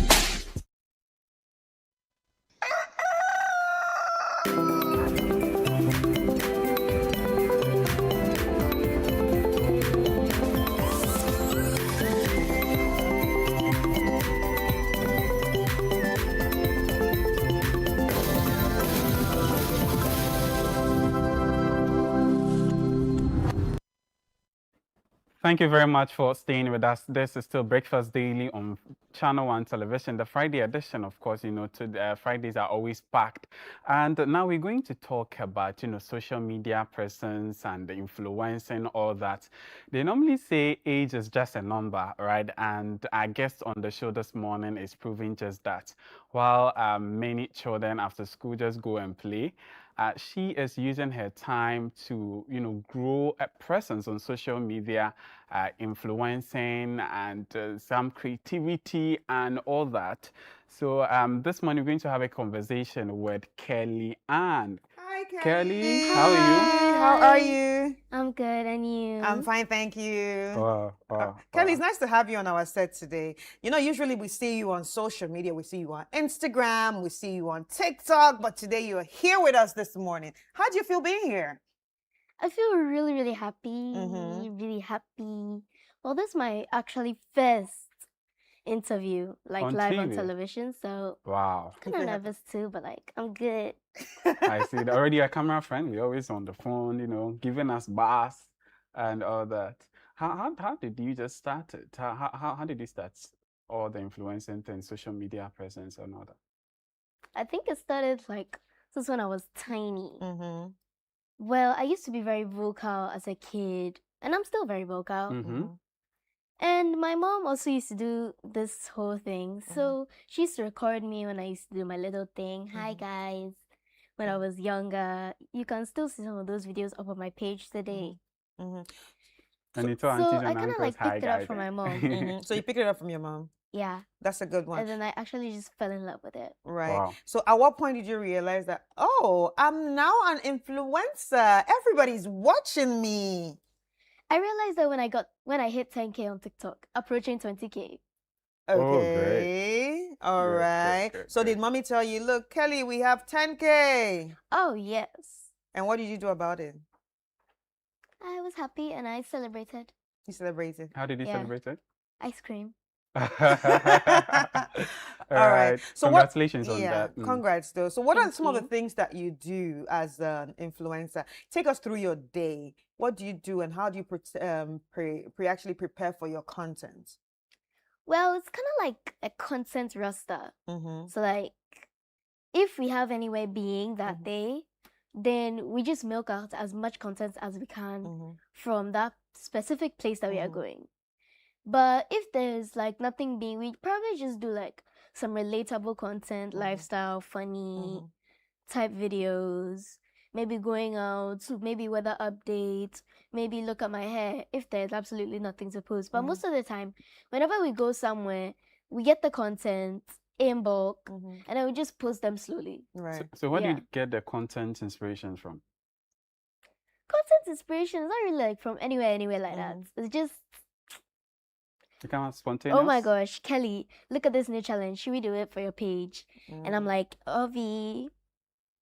So you see, I can hear you using all the influencer terms, Irby, Hi, kind of guys. like, and all that. So where did you learn it from? Who inspires you when it comes to content creation? Obviously, my mother. Your mother. Mm-hmm. And you've been watching her since you were a kid. Oh, yes. So are there other people that you watch, maybe your age mates that you watch say, from other countries? Yeah. One of my favorites is Salish Mata. All right. Oh, How old great. is she? She's like 15. She's 15. She has her own skincare brand. Right. And I'm also like in lifestyle, beauty, skincare. So I want to be like her. Yeah. How old are you right now? I'm 11. You're 11. But how do you combine school with all this? School with all this, well, most people on the internet think that I'm on my device 24/7. I don't even have TikTok on my tablet. Oh. It's only this holiday that they've given it to me. So when I resume school, they take off the social media on my tablet. So it's just games there. Yeah. And plus, I don't even have my tablet in the weekdays. So it's like maximum focus. And like I study for 1 hour, 2 hours if it's revision week after school. Right. Wow. I see you like academics. So what's your favorite subject in school? My favorite subjects. I'm sure people are expecting arts, something like that, history. My favorite subjects, funny enough, is maths. It's Maths. maths. So you're good. Mathematics. I won't call myself I won't call myself all that, but like I'm not bad at it either. Right. What I'm not topic? bad at math either. I'm kind of good at it, but I'm not bad at it either. So what topic do you enjoy most in math? Enjoying most in math. Probability. Probability. That's a I good see. one. That's a very good one. Right. Now, let's talk about content. Do you make a lot of money from content? You should think so. Yeah. You should think so. Yeah. So, Well, most of that is handled by my mommy mom. has all the numbers. Yeah, most of that is handled by my mom. But how do you get the brands calling you? Okay. Or what was your first brand call? My first brand call was DSTV. Okay. Oh, great. Okay. When I did a Christmas ad for DSTV. Right. Yeah. And that was like my first advert on TV. And they discovered you on social media. Yeah. Wow. That's very nice. And I've seen that you've done other adverts. So how do Yeah. you feel, being called to do all these ads? I feel like, oh my gosh, like, is it me? Yes, you Yes, can. it's you. Yes, it's you. And you also went viral. You guys also went viral on social media some months ago. I think it was last year when it was about your podcast. Yes. You guys were on a podcast. It was like the first ever kids podcast in Ghana. What's the name of the podcast? The Best Girlfriend. The Best Girlfriends, right? So how was it filming The Best Girlfriends? Oh, it's amazing filming The Best Girlfriend. Mm-hmm. It's like, I'm here, last episode, just a normal conversation. The next episode, we are doing Bestie's Hot Seat. Mm-hmm. And it's like, there's always something new going on, you know? Right. It's never boring for me. Yeah. And obviously, I'm with my friends, so Right. it's Right. one of the fun things I have in my weekend. Right. That's very interesting. Interesting. So when you go to school, how do your friends say you? Hey, that's Kelly Ann, and how's it feeling like? It's like, I'm a celebrity. Oh, celeb. That's a good I thing. see. That's I a see. good thing. So now, about your podcast, right? How did you guys come up with it? Was it a producer or was it a team that called you and said, you know what, I think you guys can actually do a podcast? Not really. So tell us how that happened. So basically, me and Vaifin, we were in the same school, and we became this close, this close. And then I had to move schools. Right. So I met Babette and Elaine. Right. And we made a group chat on WhatsApp. So it was me, Vaifin, Elaine, and Babette. Right. And my mom at that time was friends with this producer. And she was like, oh, she's looking for kids to do her latest idea. And she's like, oh, Kelly has this group of friends on WhatsApp. Maybe they can try out. And yeah, we did. And now then it's a whole boom. thing. Yeah. Now we have a whole community. Like, Oh, yeah, that's great. But how did you feel when you realized that you went viral? Do you understand virality? Do you understand being viral? Yes, What is yes. being viral? It's like everywhere, being everywhere. Yeah. Everyone's talking about you. Yeah. Like, So how did you feel when you realized that, okay, we've gone viral, people are talking about us in Nigeria, people are talking about us outside Ghana and all everywhere. that? I was like, oh my gosh, we're viral. Mm-hmm. Oh my gosh. I was so happy. Like, I was so happy. So what challenges you in creating content? What challenges me? Challenges, maybe it has to be balancing school. Because, like, we have a project on Friday, but I have a shoot on Friday. Right. Right. So in that position, how do you deal with it? So most of the time when I have to do something like that, I leave school early, like for my Indomie advert. We had a project that Friday, so we did the project, and after the project, around 12, I left school, but we closed normally 3. So Right. around 12, I left school, I went to the set, and I went to go and shoot. Right. Right. So did you all when you started, this whole social media thing, did you have it in your mind? No, I want to be an influencer, or you just hop on it to have fun? It was just like, let me just try this thing, Yeah. like. So your let mom me was just do it your like mom my was just mom. recording you for fun. Yes. Yeah. That's how it used to be. Let me do like my mom, Let me follow my mom's footsteps. Right. And then 1 second, I have 130 followers on TikTok. Yeah. The next, I'm celebrating 5K. The next, I'm celebrating 10K. And now I'm almost 20K. Yeah. That's good. That's a very good thing. So what kind of comments do your community people, put out there? What are some of the comments that you see that inspire you? You're my role model. Kelly, oh my God, I love you. You're my role model. I wish I could meet you. Love from Jamaica. Love from this place. Oh, yeah, my role model. Oh my gosh. So when you see that people from other countries are reaching out to you or, hyping you, how does that make you feel? Does that make you feel that you are actually inspiring people positively? Yes, it really does. Like, it touches my heart. It touches your heart. And whenever I see it from like so far, it's like, hey, small me has gone to meet some Abroche people. Be Yeah. That's very interesting. So let's look at the bigger picture, right? You know, from a year or 2, 5 years, 10 years to come, how should we see Kellyanne? One word. Mm. A skincare brand. Skincare brand. Yeah. brand. Why are you interested in skincare at this age? It's like, I don't know, I really like it for some reason. And it's like, it's kind of part of my niche. Skincare, beauty. I want to have my own skincare brand and a lip gloss brand. A lip gloss brand. Yeah. Is that why you're wearing lip gloss? Yes. I like lip gloss, but there's some specific lip glosses. The lip gloss cannot be too scented, or else I won't be able to wear it because like the scent is gonna get, and it cannot be not scented because if it's not scented, then it's just bare. Like not scented lip gloss legit smells like super glue. Okay, all right. So it has to be like that perfect bubblegum scent, you know. So you just have to be in the middle, not so much bubblegummy, but you But know, like- yeah, you can get a bit of it. Oh yes, and also the tube cannot be bare. It cannot be white plain with a black cover. Like my no, own. no, Like no, my no. own. Also, you're giving me shades because that's the one I use. It's white plain with a black cover.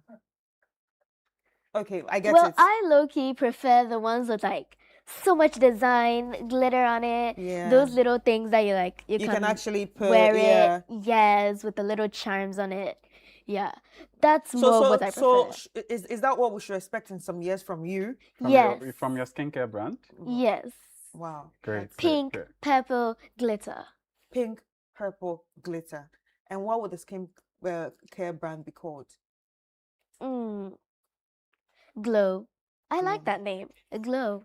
Glow. I like that. Just glow. Glow. I like that. Or I could do just glow. Just glow. That's a very Yes. good one. That's- So Yes. I'm sure there are people your age watching you right now. What would you like to tell them? Don't listen to what people say about you. They'll only drag you down. They're just jealous of you. They're only jealous of what you're achieving. Yeah. And follow your heart. Follow your heart. All right. Yes. Give one word to parents who have kids that have talent, but do not really allow them to bring it out. You were fortunate to have parents support, rally behind you to bring out to the world what you have to offer. Tell parents, those who are not allowing their children. What can you tell them? Well, actually, this talent that you're hiding could be one of their success stories. This talent that they have in them could become their success story. From the rags into the riches. You don't know where it could take them. So sometimes you just need to like allow them to express themselves. Yeah, like you. Yes, like me. Okay. Shout out to your mommy. Shout out to my mommy. And shout out to your best friend. Your best friend is Yes. here, baby. Baby, you can come and hug her before we go. Yeah. If you want to like succeed, you cannot have negative energy around Yeah, you. You need yeah. those people who are going to support you. Yeah. So let me have my Oh, ever great. supporting bestie. Great. And so where can people watch your podcast?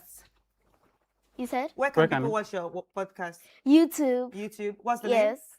The Best Girlfriends, but you can search Ugly Kids on YouTube. Yeah. Right. Let's follow you on social. So what's your social media handle? My social media handle across all handles, YouTube, TikTok, and Instagram, it is Pretty Kellyanne. All right. You know, because I'm pretty. Yeah. All right. And a big thank you to your best friend for supporting you today. Yeah. All right. Great. All right.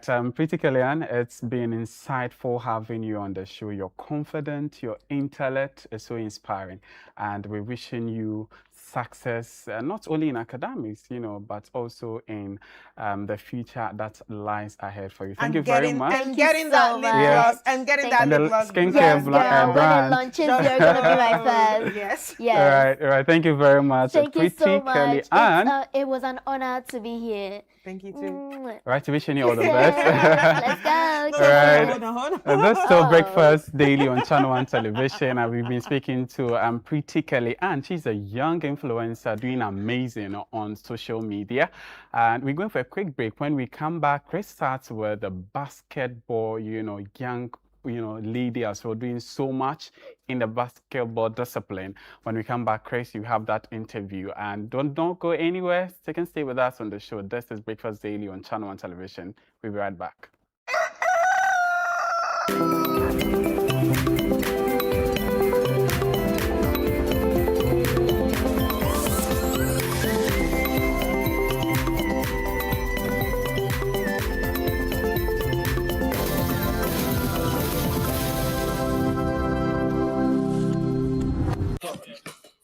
Hello guys, talent has no boundaries, neither do dreams. Today we're going to be speaking to a young Ghanaian basketballer who has proven that with determination, discipline, and passion, one can actually excel outside Ghana. Ladies and gentlemen, we're going to be speaking to Janelle Jampong, who is our personality of the day.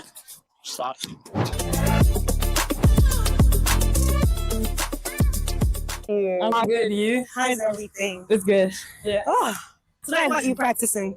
Yep. I could have joined you. I didn't want to disturb Maybe you. next time. I know, right? But you are welcome. You are actually our personality of the day. And that's why we're going to be having a little chit chat with you to get to know you more. So who is Janelle Jampong?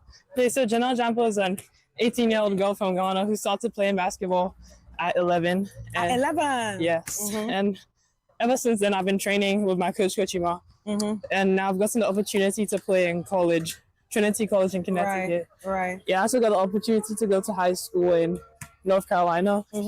So St. Mary's School. Yeah. All right. So how did it feel when you actually realized that, hey, you've been called to play for, Trinity College?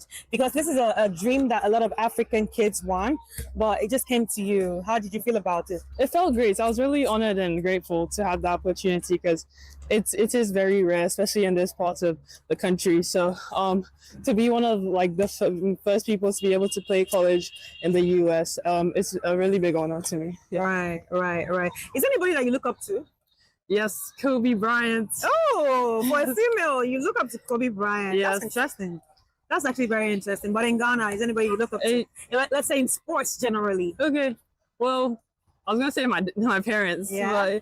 But in sports, I would say, well, there are many African sports people who have made it, but somebody I've met personally is Letitia Amher. She's in the WNBA. Oh yeah, Letitia. Yes. Yeah. She's good. She's good. All right. Now let us know who Janelle is off the court. Tell us a bit about you. Where did you go to school? How many siblings do you have? And then how did you get into basketball? Well, off the court, I'm just a calm little girl, big girl. And a big girl. I like that. I have one older sister. I live in the house with my parents and my sister. I have a dog. And so I've been playing basketball. I started after going to a camp organized by Postmensa Bonsu, and that's Seed Academy. Yeah, Seed Academy. Yeah, you went Seed. Yes, Oh, that's yeah. his first ever camp. Oh, that's good. Yes, and ever since then I've been training. Yes, I took lots of interest in basketball. So, you did? Why? I was always a really active person, and I just wanted something to keep myself moving. And basketball was one thing that just caught my interest. So Right. And was there ever a point that you felt like, you know what, this is just me playing, but no, I don't want to do this for college or anything? Or did you ever feel like, okay, I'm doing this because I want to get into college basketball? Yes, in the beginning basketball was just for fun, yeah. And then when I started playing against better competition, I realized I could actually compete with them. Then I was like, maybe I can take this seriously, and that I can use it to get educational opportunities. I can use it to get go travel everywhere. So that's when I started being oh, okay, maybe there's something I can do professionally. Right. So you have actually played internationally before. Yeah. How was it, playing your first international game, even if it's African countries? Oh, it was great. It was a great experience, seeing the strength that other African countries bring who are more advanced than Ghana. I love playing against them. In the US, I've played the top players in the country, and you could tell the skill level is high, and it was just fun to experience and like just be in that environment. Yeah. Right. So what is it you're looking out for anytime you come to Ghana, especially being a young Ghanaian basketball player? What do you look out for? Because I mean, there are people that also look up to you to you know, because you inspire them, because they want to be like you someday, they want to play college someday. Yeah. So what do you look out for when it comes to basketball here in Ghana? The young talents, like in this. Are you not young? I mean, yeah, but so like, so you're young and you're looking out for young talents, like Why? younger talents, like to, you know, when they say catch them early, and just like when you start like between the ages of 4, 5, and that's when you can really like have that extended period of time to grow like your skill and really develop, and that's when like picking up stuff is easier. And once you're like young, it's like you're playing. Well, everybody's now being introduced to the game, so like you just have to. Yeah. So which school did you go to when you were in Ghana? I went to Ghana International School. GIS. Yes, GIS. And how does everyone in GIS feel when they say, "Oh, Janelle's playing for college basketball"? I get many texts, many comments on my Instagram posts. Everybody saying congratulations. Old teachers, they still come back and comment on my posts, just checking how I'm doing. My friends have been really supportive too. I still hang out with them. Sometimes we go out. Every time I'm here, I take some of them to play basketball too. Yeah. So would you say it's you know, because you're privileged that you got into college, or it's more of, you know, discipline, determination, passion? What is it for you? Would you say it's privilege? I'll say it's more determination and passion that got me into college. Because there are lots of people who weren't necessarily privileged who have also made it to the US. And so that is one thing that they were disciplined, they worked hard, they wanted it. Like those who wanted more would get it. All right. So talking about wanting more, what was your routine like before you got into this stage of your life? What was your routine like when it comes to practice, school? Because of course, if you're gonna get into college basketball, you gotta get your grades right. Yes. Right? Yes. So what was your routine like? And especially for anyone watching you right now and say, okay, I need to know certain things. What did you do different? So first of all, my diet was a really important thing. High protein, high carbs for when I'm practicing, so I can rebuild my body after exerting myself really harder in practice. And I would go to the gym, I lift weights, you know, to get stronger than my competition, because at the next level, you really need that strength. And then I'll do like skills practice or team practice, and just to like get the feel of the game with the basketball. And then I also like have dedicated time for my homework, for just extra studying to gain more knowledge and get ahead of like my peers and stuff, so I can keep my grades at the top level, because you can't get into college without good grades. So that's one really important thing that I really prioritize. All right, so take us to the day that you actually got the letter that you have been called up to this college and you are going to be representing them in the basketball team. Yeah, so it was just like another regular day. I've been talking to lots of colleges actually. I'd gotten previous offers, and they called me and I was in school, St. Mary's, and I was just walking and I got a call. I saw Coach Maria was calling my phone, and then I was like, oh, okay. Then she called and I picked up, and then she was like, so we liked everything that we've seen about you and we'd like to give you an offer. And I was like, I was really grateful and appreciative of that offer, because I understand that it's a very rare thing that not many people get to experience. Yeah, that's very interesting. So what are some of the what were some of the culture shocks that you actually saw when you moved to America? The speed of the game was really different. Like here compared to what is here? Compared to Ghana. So it's faster, it's more like skill rather than just like your physicality, and I'm like, so I just had to get used to that. And but I feel like with my skill level and like everything that I've built from training here, I think I got to adapt to it. It wasn't that hard, yeah? Yeah. Right, that's very interesting. Okay. You're showing us your skills. Well, if you were to advise anyone like your age, right? What would you tell them to do when it comes to also, you know, being in this position that you found yourself? Obviously, we know there's a part that Grace plays, but what would you tell them to do differently? just work hard.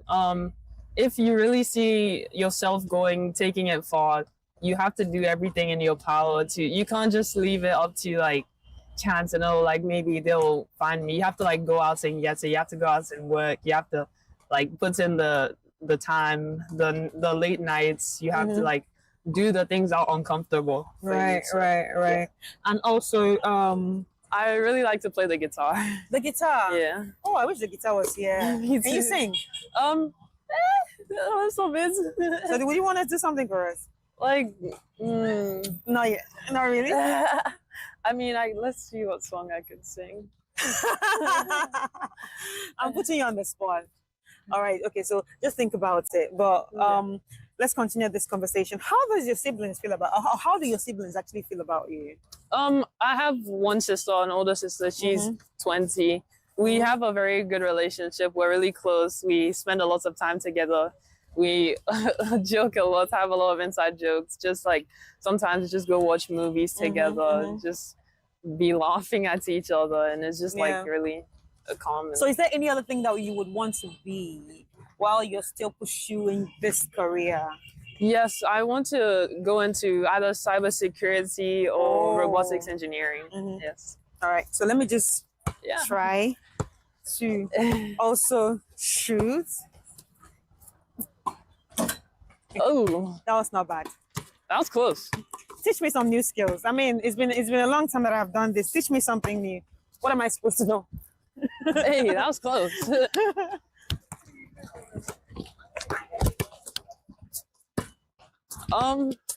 A new skill. Yeah. We can do like a cross between behind. Okay. So the cross between the behind. Yeah, that's pretty good. All right, so let's do. Hey. Natural. All right, let's throw some balls.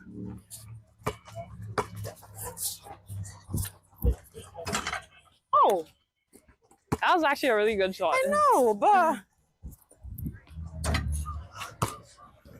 I don't have a luck today. Oh no, that was bad. Hey, you two go. All right, and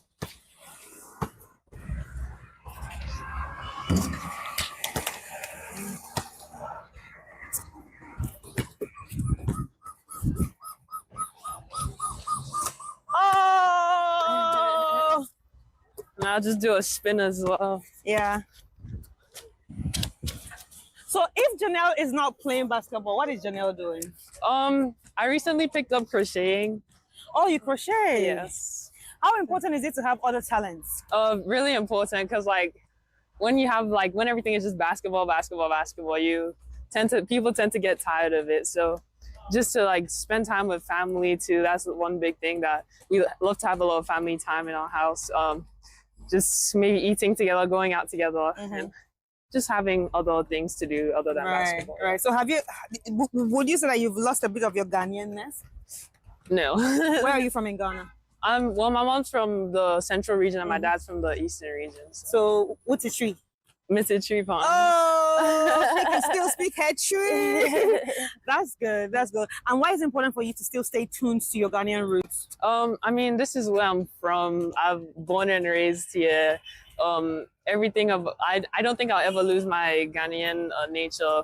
So I just think that representing my country is one thing that's really big for me. So just to be able to keep in touch with it and just like represent. Right. Yeah. So 3 words that describe Janelle. Calm, faithful, and funny. Right. So I know you're still young, but obviously every day is not rosy. What has been some of the worst days for you?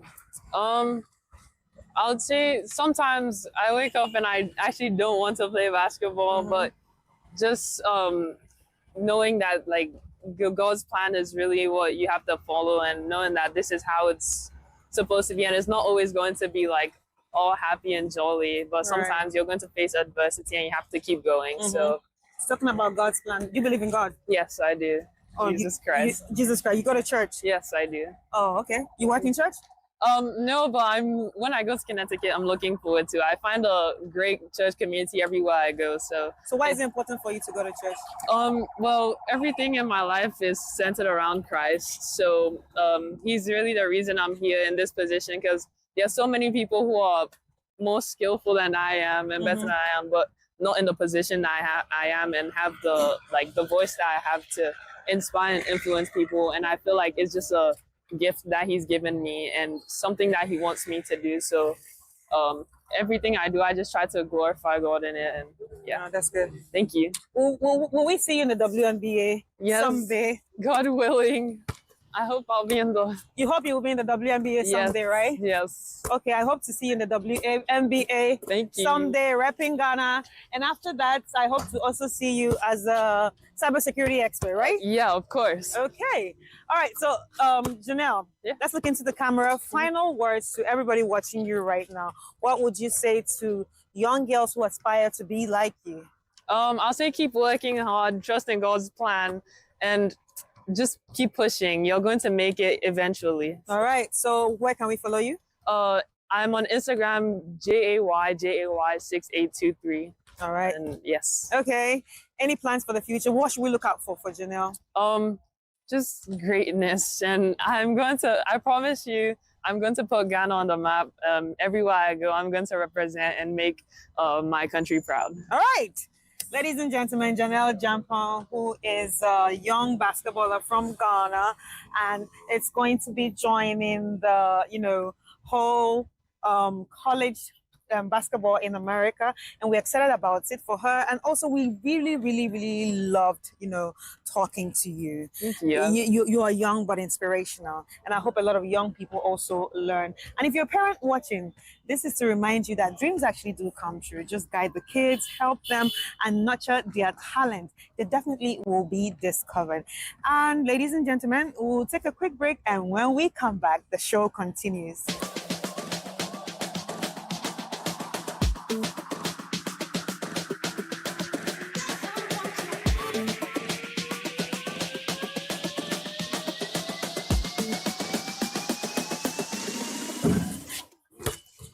So, Janelle, guys, so Janelle's coach just joined us right now, and his coach, Emmanuel. Coach, tell us what are your thoughts about Janelle, being selected for college basketball? Yes, we are excited. I think we always use Janelle as a case study for our program, and then she's one workaholic. So I always enjoy working with her. And then for us, we just want to see we want to find that talent that can go far and then represent the country, and then we feel like she is the one. Right. I enjoy working with her, and then looking at her progress for the past 7 years has been great. Yeah, and then we always use her as a case study for our program, and then tell the others, so this is how we need to work, and then this is how it's supposed to be. Yeah. So it's been 7 years that you work with her. Was there ever a time that you felt that, okay, I'm not too sure about this person, and she surprised everybody? Oh yeah, from the beginning I can show you her videos. From the beginning she was not physically fit, and then I think she was just fragile for us to work with. So sometimes when we push her, and then she begins to cry as well. So this is a good moment for her, and then we all celebrate what she's become. Right. Are we all looking out for her for the WNBA? Because for a basketballer, the WNBA is usually for a female basketballer, the WNBA, and the male basketballer, the NBA is usually the pick. Exactly. When it comes to our careers or their careers. So, are we looking at that? Yes. Do you envision that happening? Yes, we want her to be the second Ghanaian to represent us. And then looking at, like I said, her work ethics and all that, I feel like she can fill that spot. All right. Thank you so much. Thank you very much. All right. Guess who we caught up here while Janelle is practicing?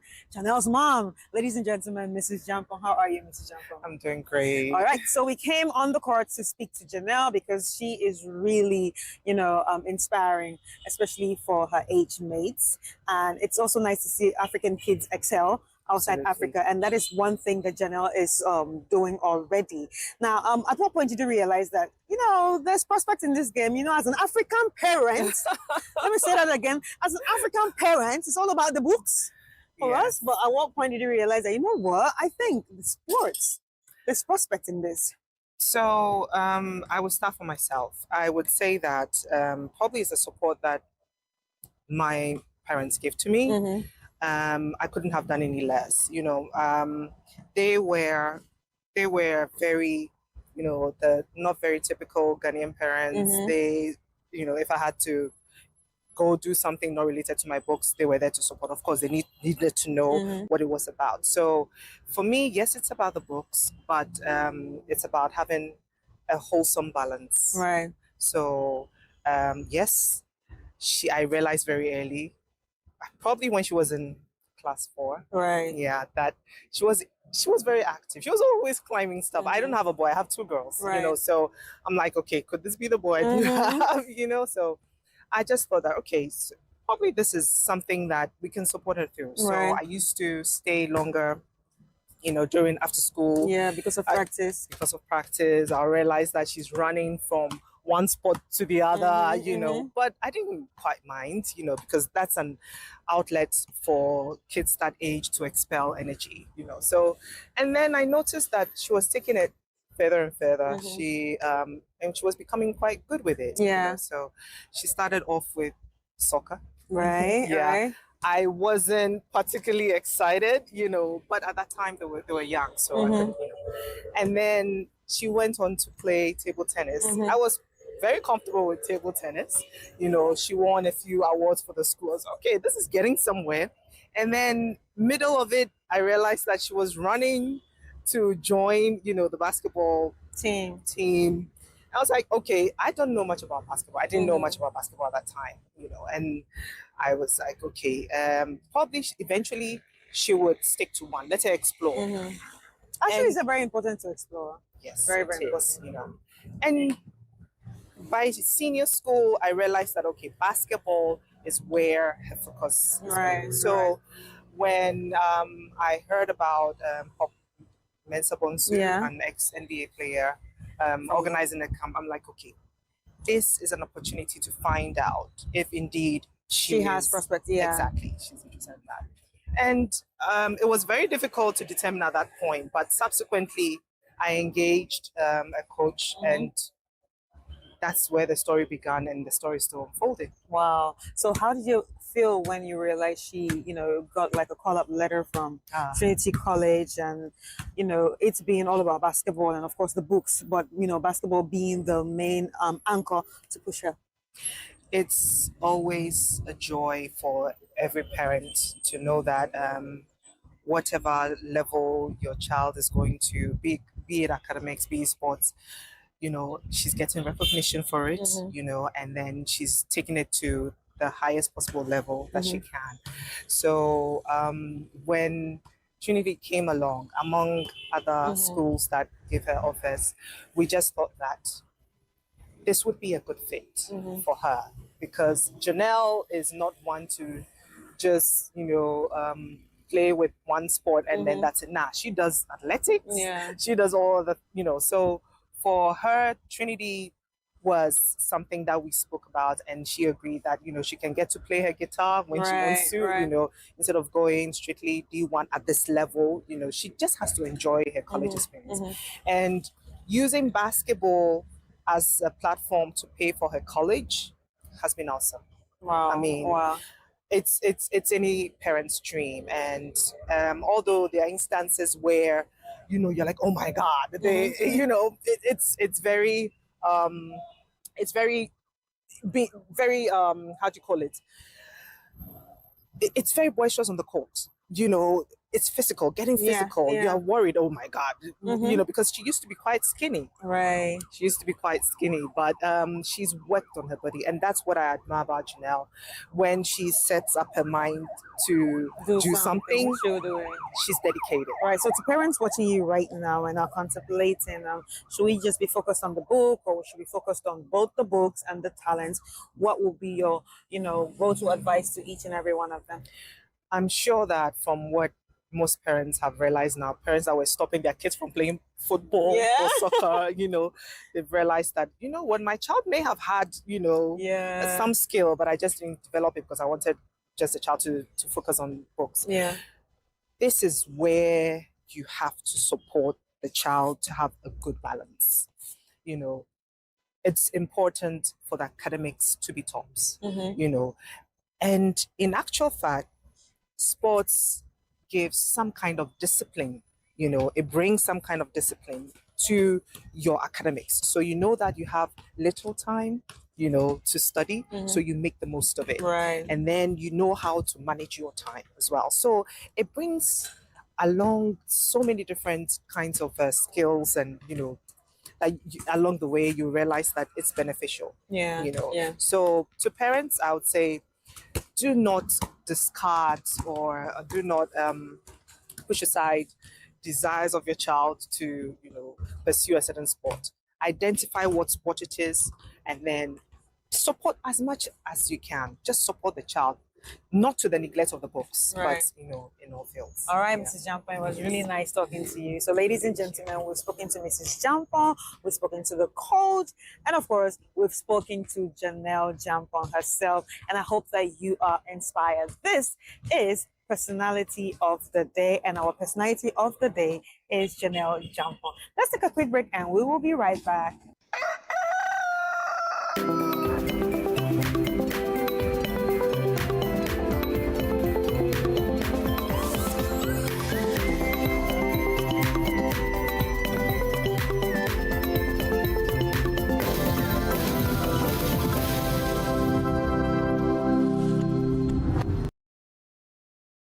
All right, welcome back, ladies and gentlemen. That was a very exciting conversation I had with Janelle Jampon, and we want to wish her luck in all her strides as she heads to college to represent her school and, of course, fly the flags of Ghana. Now we're going to be getting into another conversation, and this concerns all workplaces and women.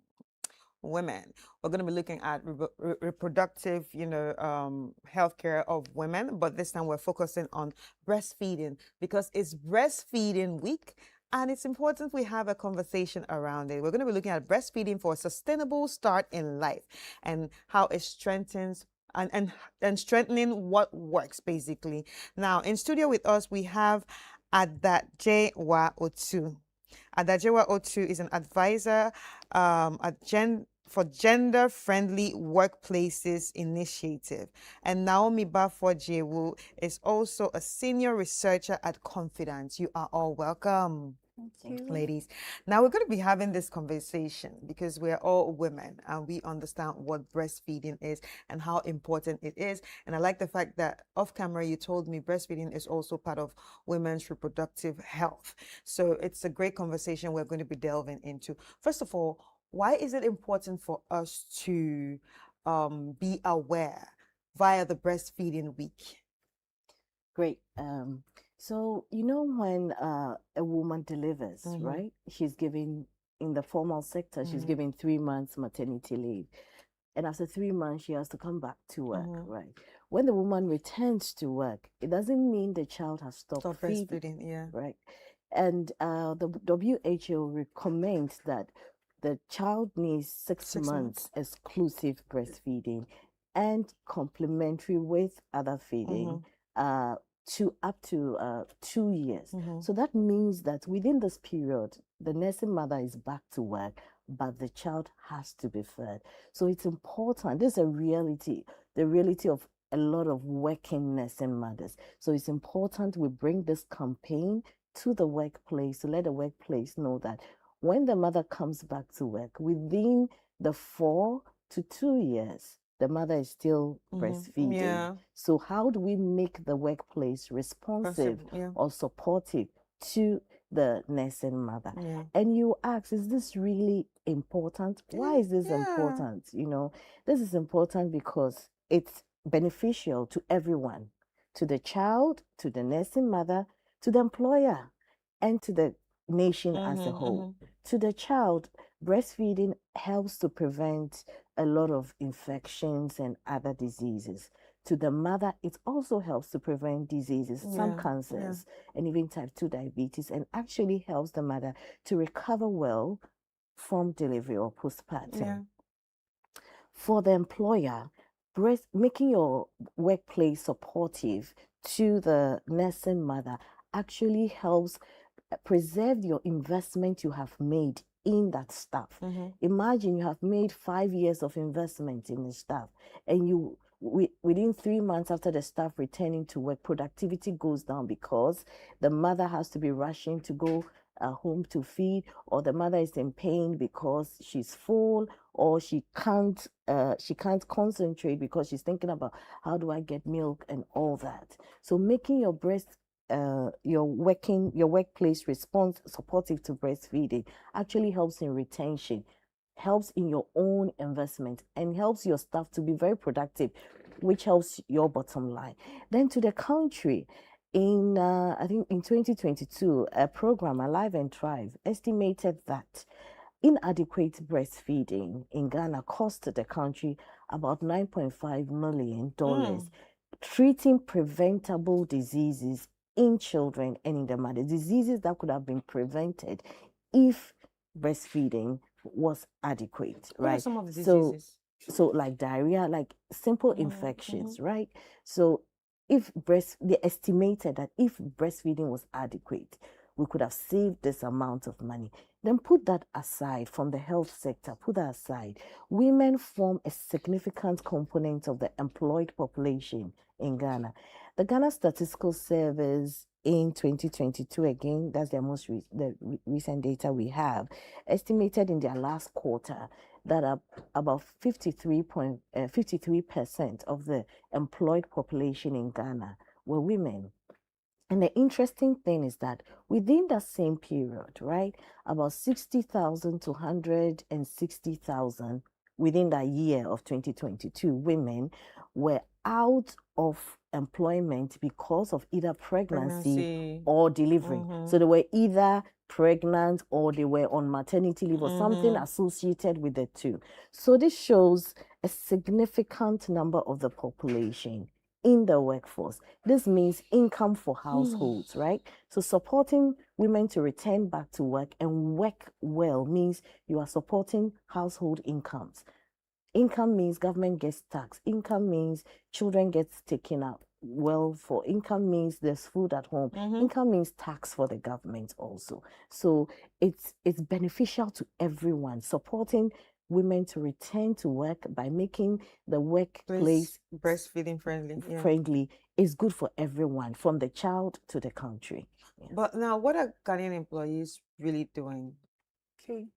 So before I answer that question, let me give a bit of a background. So 2 years ago, Confidant embarked on a nationwide survey where we spoke to over 2,000 working women to understand how reproductive health issues affect them at work. And in that survey, 4% of the women who responded mentioned that their workplace provides some support for them in terms of breastfeeding. And this year, for the International Breastfeeding Week, Confidant has decided to delve deeper to understand the kind of support that exists for working women at the workplace, both formal and informal. So we have started an initial deck study to understand some of the interventions that employers are putting in place for women who return back to work. And from that deck study, we've realized that there are 2 levels of the support. We have the basic and the advanced. So for the basic support, we have some institutions offering support through supervisors. So let's say I'm a breastfeeding mother coming back to work. My institution has a policy that my supervisor can allow me to work from home, close early. Those ones do not really require capital. So that's the basic. Some also have extended maternity leave.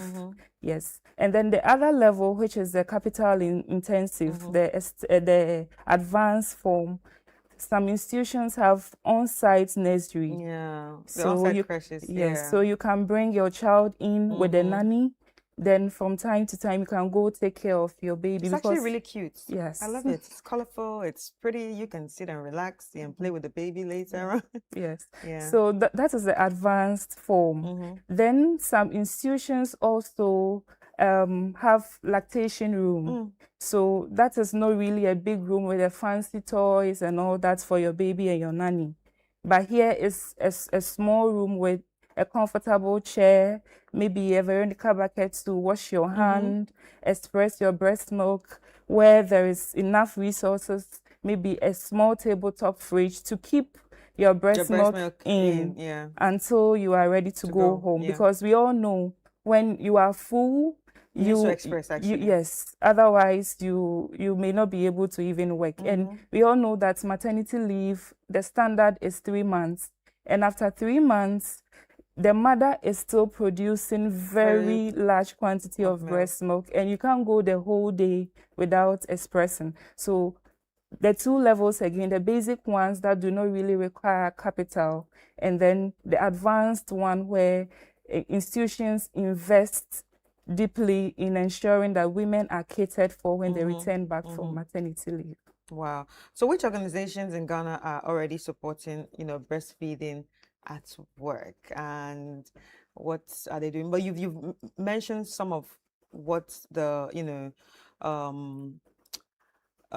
institutions do, but which of the organizations are the ones really pushing it? And also, which category of, support do they fall in? Okay, so I'm going to mention again that the organizations we have identified are purely based on deck study. So it's even possible that there are some institutions out there doing things that we have not seen. And so we want to use this platform to encourage institutions that are supporting women in breastfeeding to reach out so that we can come to them and understand further in the subsequent assessments that we will do. But for now, we have Anglo Gold Ashanti. They have a baby nursing center there. We have Newmont. They also have a facility for you to bring your child in. We have Vivo Energy. Vivo Energy has Obatampa nursing facility there. MTN Ghana has a crèche at the workplace. We also have the Office of the Head of Civil Service.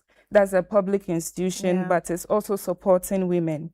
We have the Petroleum Commission. They have an in-house nursery for staff. We also have Pentecost University. They are also doing something, a kids center in their workplace for working mothers. And we also have StanChat. I must mention again that StanChat helped us launch our first gender-friendly workplace report in 2022.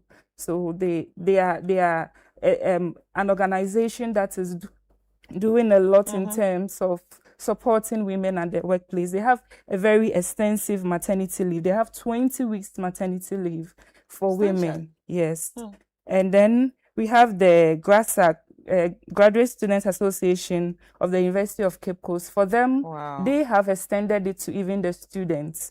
So at this stage, it's just a desk study, and we are hoping that as we progress with this campaign, the institutions that I have mentioned, we will work to them and understand how they did it and what even informed the decision to project or support women who are returning from maternity. Right. So, Adejewa, most Ghanaian women also work in the informal sector.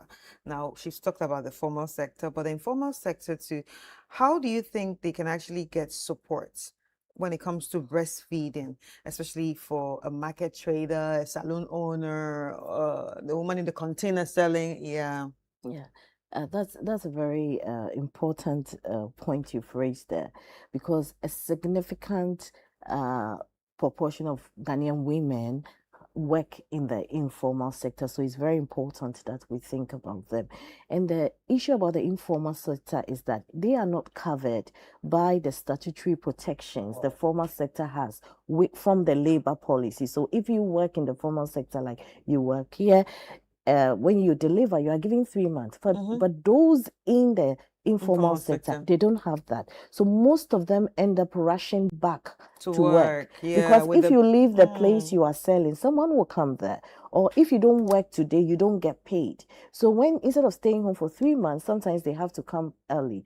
So that is another area we want to advocate for. But within this program, we must acknowledge the role of UNFPA in Ghana. UNFPA in Ghana has been generous to support Confidant with the Ghana Gender Friendly Workplaces program initiative. And through that, they took a step to understand what the situation is like, the general reproductive health, where breastfeeding comes in across the public, the private, and the informal sector. And this question you raised came out strongly from the pilot they did. The pilot is to help understand what works and what is not working.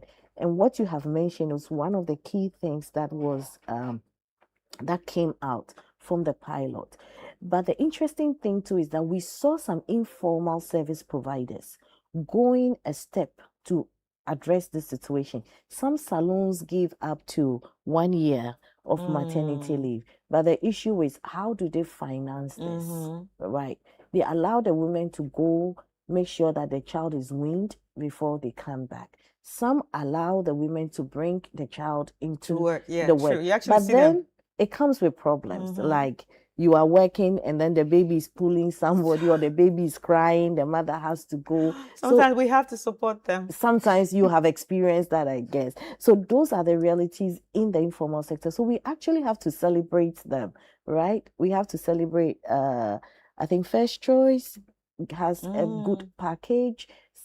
It's an example, a good example in the informal sector. But apart from that, we need to celebrate the master craftsmen and women, the owners of salons, the owners of tailoring shops, who understand and allow their workers to bring in their children. Some allow them breaks to go and feed the child. As you said, clients who come, who help with the children, who understand that this is a reality. It takes a village to raise a child. We need to appreciate, as the whole country works towards addressing this situation, all the master craftsmen and women, the madams who are helping nursing mothers return to work in the informal sector, we want to appreciate you and say please do more to help them so that you preserve their livelihoods, you preserve their incomes, because those incomes go to support their households. Right. Now, so what about employees that, are probably watching this right now and might say, okay, this is a good idea, but it might be very cost intensive. What advice would you give them? So what we want to drum home is that we are not asking everyone to start doing the advanced. What we are saying is start where you can and progress with time. So there are different levels to making your workplace supportive to breastfeeding. First and foremost is the management acknowledging that this is a reality of my staff and trying to understand, engaging the staff to understand when you return from maternity leave, how is the workplace like for you? What is working and what are your challenges, right? Do you have to go and express milk in the bathroom? Do you have to go and express milk in your car? Do you have to, rush home because you are so heavy and you can't concentrate? That is the first step. Once you understand the problem, it helps you to now define a solution to it. Then the second level is, apart from management, the line managers. Because as Naomi said, the basic is line manager understanding that I need a break to go and express. So making the decision, the line managers, right, acknowledge or understand or aware of the situation of nursing mothers is also another Very step. important. Yeah. Then the next one is creating a corner, a space, a private space. It could be a room. It could be a corner, a room. If you don't have a room, a partition where you can put a simple plastic chair, a short table, a Veronica bucket. That shouldn't break your account, right?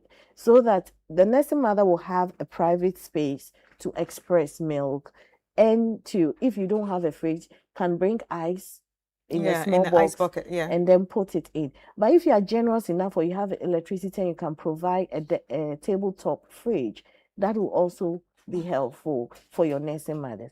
Again, we are not asking like every organization, maybe you have just 5 staff, but at least organizations that have on-site 50 staff or more, and those who have a lot of the staff within the reproductive age range, at least a year, one person goes on maternity leave, the person will come back. Some organizations have 2 people going on maternity leave a year. You have to start thinking about that, right? So it's not like asking you to build a nursery, no, but asking you to make those little adjustments that will make it possible for nursing mothers who return to work to give off their best to the organization, so that the investment you have made in the nursing mothers pays off, and the nursing mother is also fulfilled coming back to work. So look at where you are, your resources, and make the most possible or feasible provision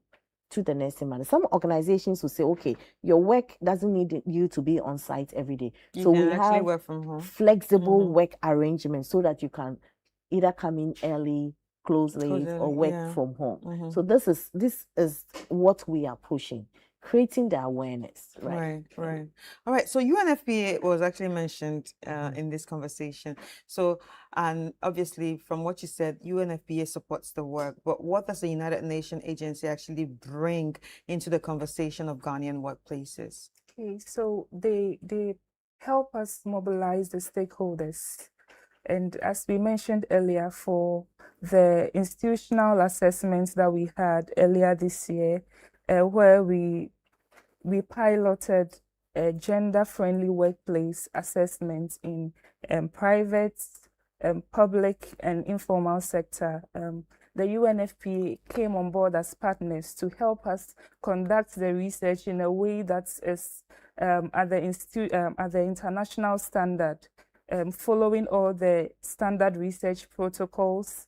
They also brought in experts to advise on the gender issues, the safeguarding issues, and also the workplace gender-based violence issues. Yeah. So they brought in experts to help with that institutional assessment. And I want to also use this opportunity to thank the institutions that came on board for the pilots.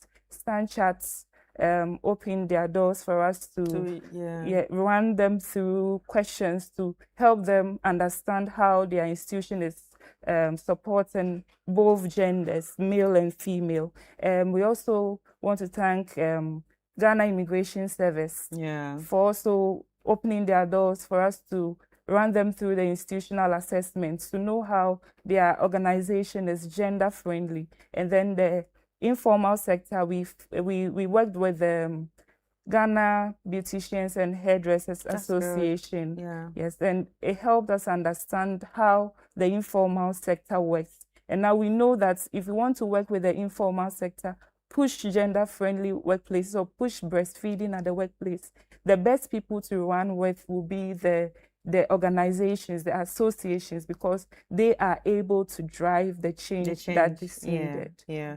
And any final words from you? Okay, so as part of this International Breastfeeding Week, the campaign is Sustain What Works. So we want to throw a challenge to 20 organizations in Ghana that next year by this time, when we are celebrating the International Breastfeeding Week, we can say 20 organizations in Ghana are breastfeeding supportive organizations. In March, a lot of organizations come out celebrating International Women's Day, and March is one of the most beautiful days to be on social media, months to be on social media. You know, you see all organizations showcasing their women, showcasing the wonderful things their women do in their workplaces. I want to throw the challenge out there that in the coming months, ahead of International Women's Day, ahead of International Breastfeeding Week, we want to see organizations showcasing how they are breastfeeding supportive, how they are supporting mothers returning to work. And this is the challenge. We are not asking you to do too much. You can go from the basic and progress to a more advanced. You don't need to start building a creche or a nursery, no. All we want to encourage you to do is to look at what you can do to support your workers, your female workers, your nursing mothers returning to work. Can you provide a small partition in your office with a comfortable chair, a source of water to wash hands, a table? If you can't provide a desktop fridge, if you have electricity connection so that the milk can be stored appropriately, that would be great. Can you give flexi working time? How can you make, you know what you can do best. So we want to throw the challenge out there to 20 organizations to join those who are already doing something, so that we'll have a very breastfeeding supportive employment environment in Ghana. My colleague Naomi will give you how you can contact them at Confident. And I think the program, the initiative, is very ever ready to help you, any organization that wants to know how they can make their workplace breastfeeding supportive. So Naomi. Right. Yes. So for all organizations that are willing to come on board, supporting breastfeeding at the workplace is a low-hanging fruit to also capture your ESG goals. And so reach us out on advisory@confidence.com. So advisory, Confidence is KONFIDANTS.com. Or you can simply search Confidence on Google and then reach out to us, and then we'll progress from there. All right. Okay. Thank you so much, ladies. We'll be speaking to Adazewa Otu, advisor of the Gender Friendly Workplaces Initiative, and also Naomi Bafo-Jewu, senior researcher at Confidence, and it's been all about breastfeeding for a sustainable start in life. And I'm sure all the reps of the workplaces have heard this. At least just try to do something positive like they asked. And by this time next year, we would want to hear that the numbers have increased when it comes to the companies that you, in fact, you will come back here next year, so you would mention the companies again, because listening now, how do you feel that your company is not mentioned? Hey, yeah. So it's been a nice conversation. Thank you so much, ladies and ladies. But ladies and gentlemen, it's time for us to get into some entertainment. We've been sitting all day, time to get up and move our feet, let's say the dancing feet. So now, ladies, it's time for us to listen to the Grassroots Band. They started and they're going to be taking us through again.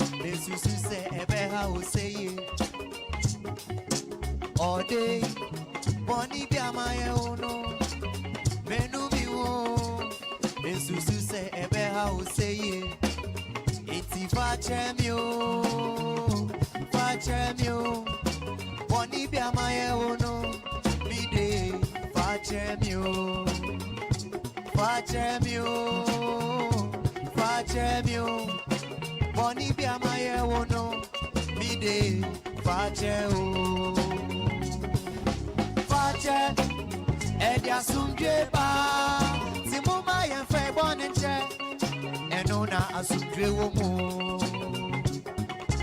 Fache, na Edia Sundreba, Simuma and Fairborn and Che, and Ona Ekayen Bomo. Fache, oh, Fache, oh, oh, Fache, oh, Bide, Fache, mio. Fache, oh, Fache, mio. Fache, oh, Bide, Fache, mio. Oh.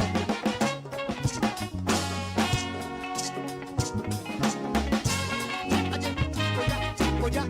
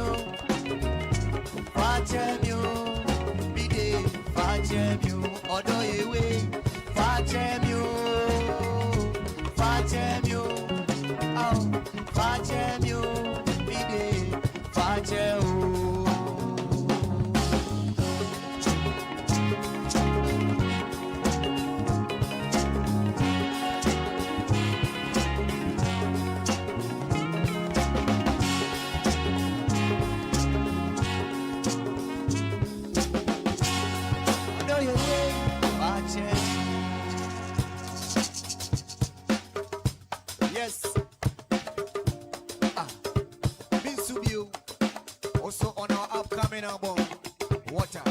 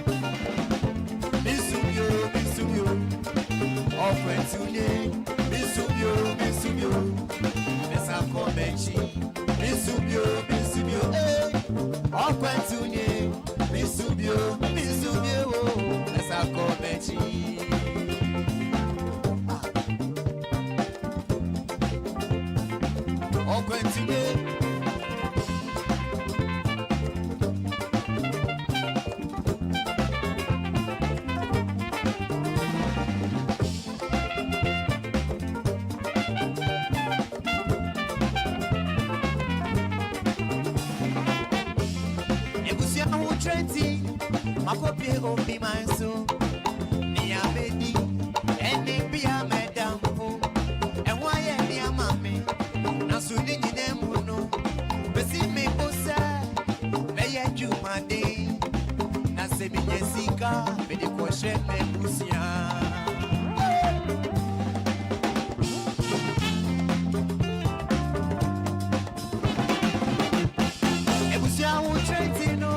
Akopie obi manso ni ya bedi eni bi amedampo na waye ni amame asuni kinemu no esi mi posa etom beni na se mi yesika ni ko sheme usia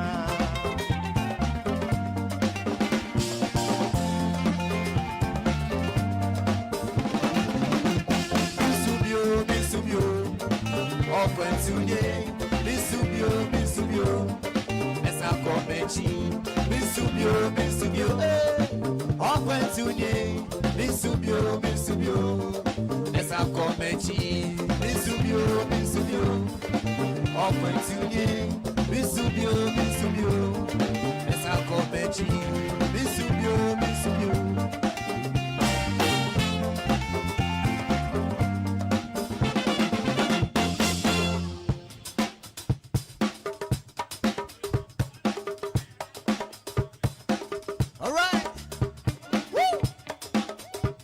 Coming to you from the grassroots band.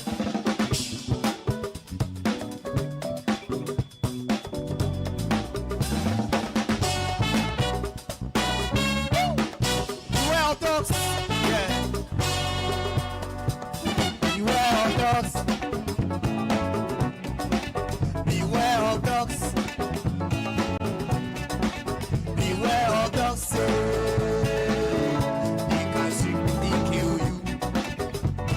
Kill you, so beware of them. Beware of dogs. Beware of dogs. Beware of dogs. They will do what? You can secretly kill you. Fire, fire.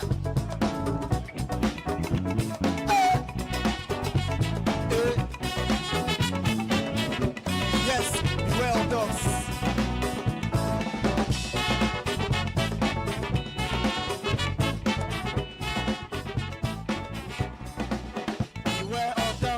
They are hunting in the night with their teeth so sharp. They are ready to bite. Beware of dogs. They are hunting in the night with their teeth so sharp. They are ready to bite. Oh, in the jungle, what working yourself? Be vigilant, my friends. Beware of dogs. In the jungle, what working yourself? Be vigilant, my friends. Beware of dogs. Beware of dogs. Beware of dogs. Beware of dogs. They can secretly kill you. Beware of dogs. Oh, beware of dogs. Hey. Beware of dogs. Human beings can be dogs sometimes. Beware of dogs. They can secretly kill you.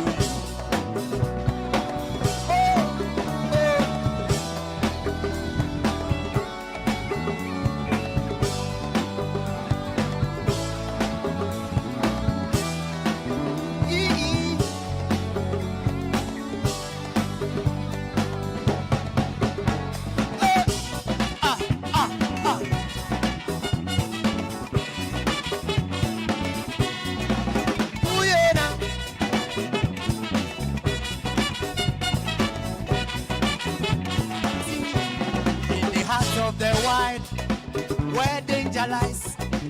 Beware of those with their piercing eyes. In the heart of the wild, where danger lies.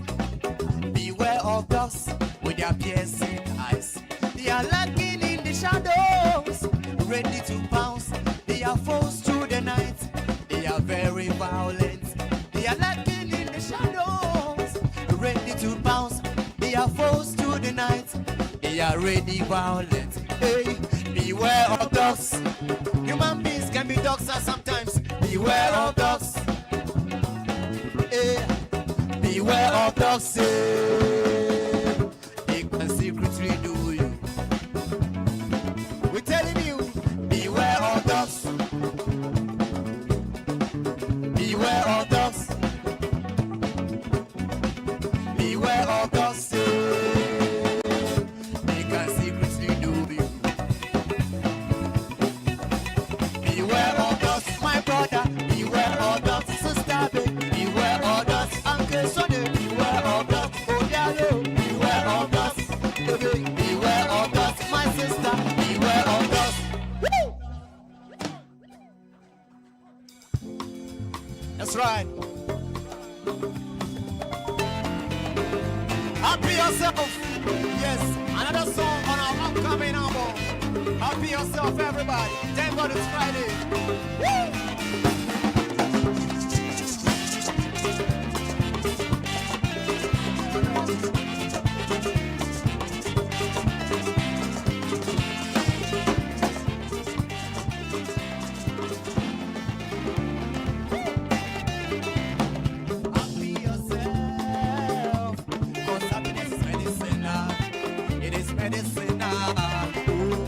Happy yourself, cause happiness is medicinal.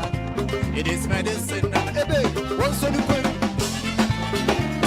What up, baby?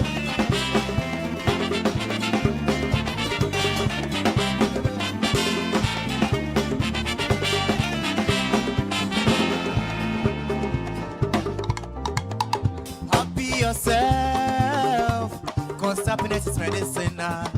It is medicinal in the high life groove. Let the melody city, let your body groove. In every step and every move, find the happiness, oh, that's so, so sweet. Thank you.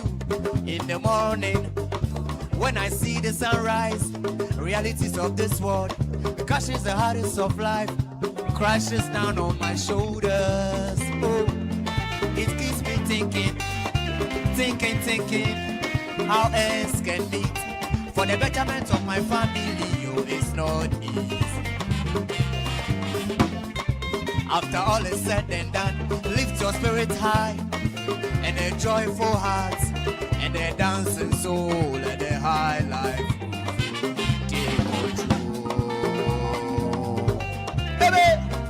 Happy yourself, cause happiness is medicinal. It is medicinal. Happy yourself, cause happiness is medicinal. It is medicinal. Obey. Obey. Happy yourself, baby. Don't let the struggle sway you down. No. Silver. As the music play in the high life groove, find your own highway, embrace the joy, and let your soul be free. So happy yourself, happy yourself, happy yourself, and let it be. Oh, oh, oh, happy yourself, oh, my brother, my sister, no matter what, you gotta happy yourself, eh? Happy yourself, oh.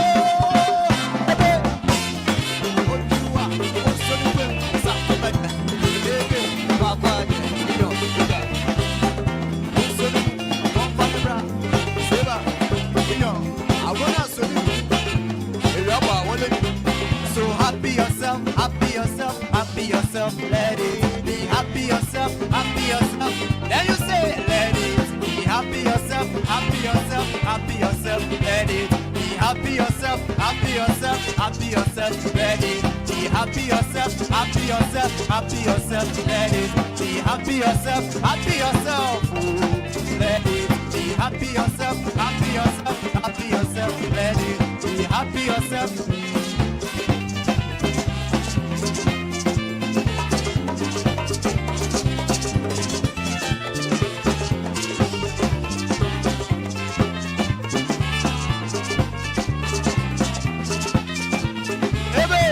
I'm gonna say that you're about that, no one say man.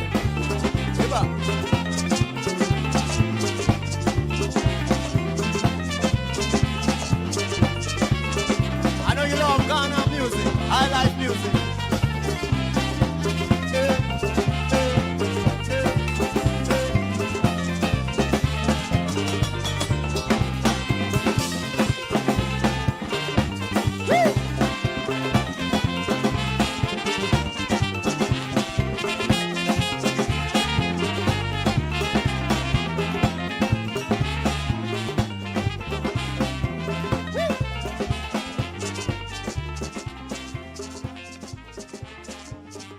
Happy yourself. Yes. Don't let the struggle sway you down. Let it be.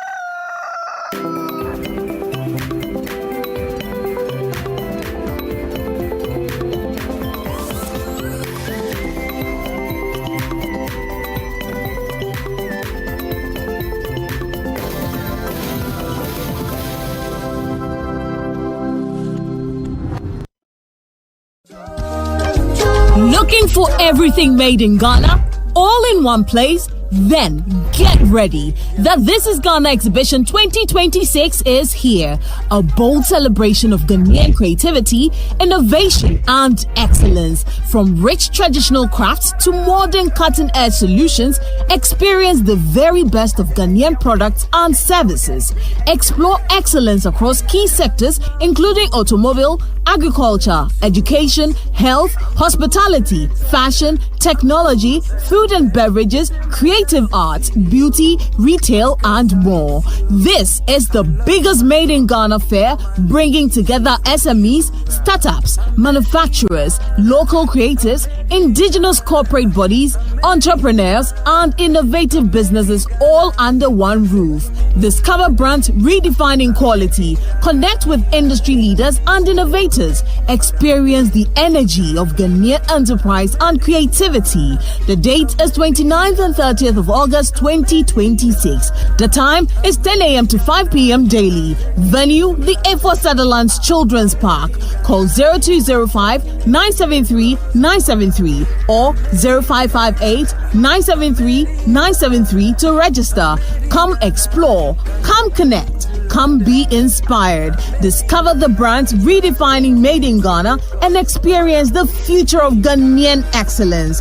The This is Ghana Exhibition 2026 is powered by Channel One TV with support from City FM, and it's proudly sponsored by EcoBank and MTN. This is Ghana Exhibition 2026, celebrating Ghana, showcasing excellence.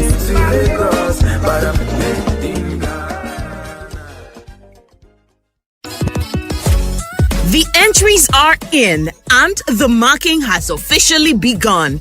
Who will make it to level 2 of the Literacy Challenge 2026? Listen out for randomly selected entries on Branch in the City and the Traffic Avenue on 97.3 City FM and on Breakfast Daily on Channel One TV. The top 100 contestants from across Ghana's 16 regions will be announced on Tuesday, 11th August 2026. Next up is level 2, the aptitude test. The top 100 contestants from across Ghana to make it to the next round shall take part in a written aptitude test on Sunday, 16th August 2026 at 12:30 p.m. at the British Council, Accra. Stay tuned, the journey continues. The Literacy Challenge 2026 is powered by City FM with support from Channel One TV, and it's proudly sponsored by Prospectus Ghana Limited, SIC Insurance, Advocate Publishing, Tema Oil Refinery, and Delhi Group.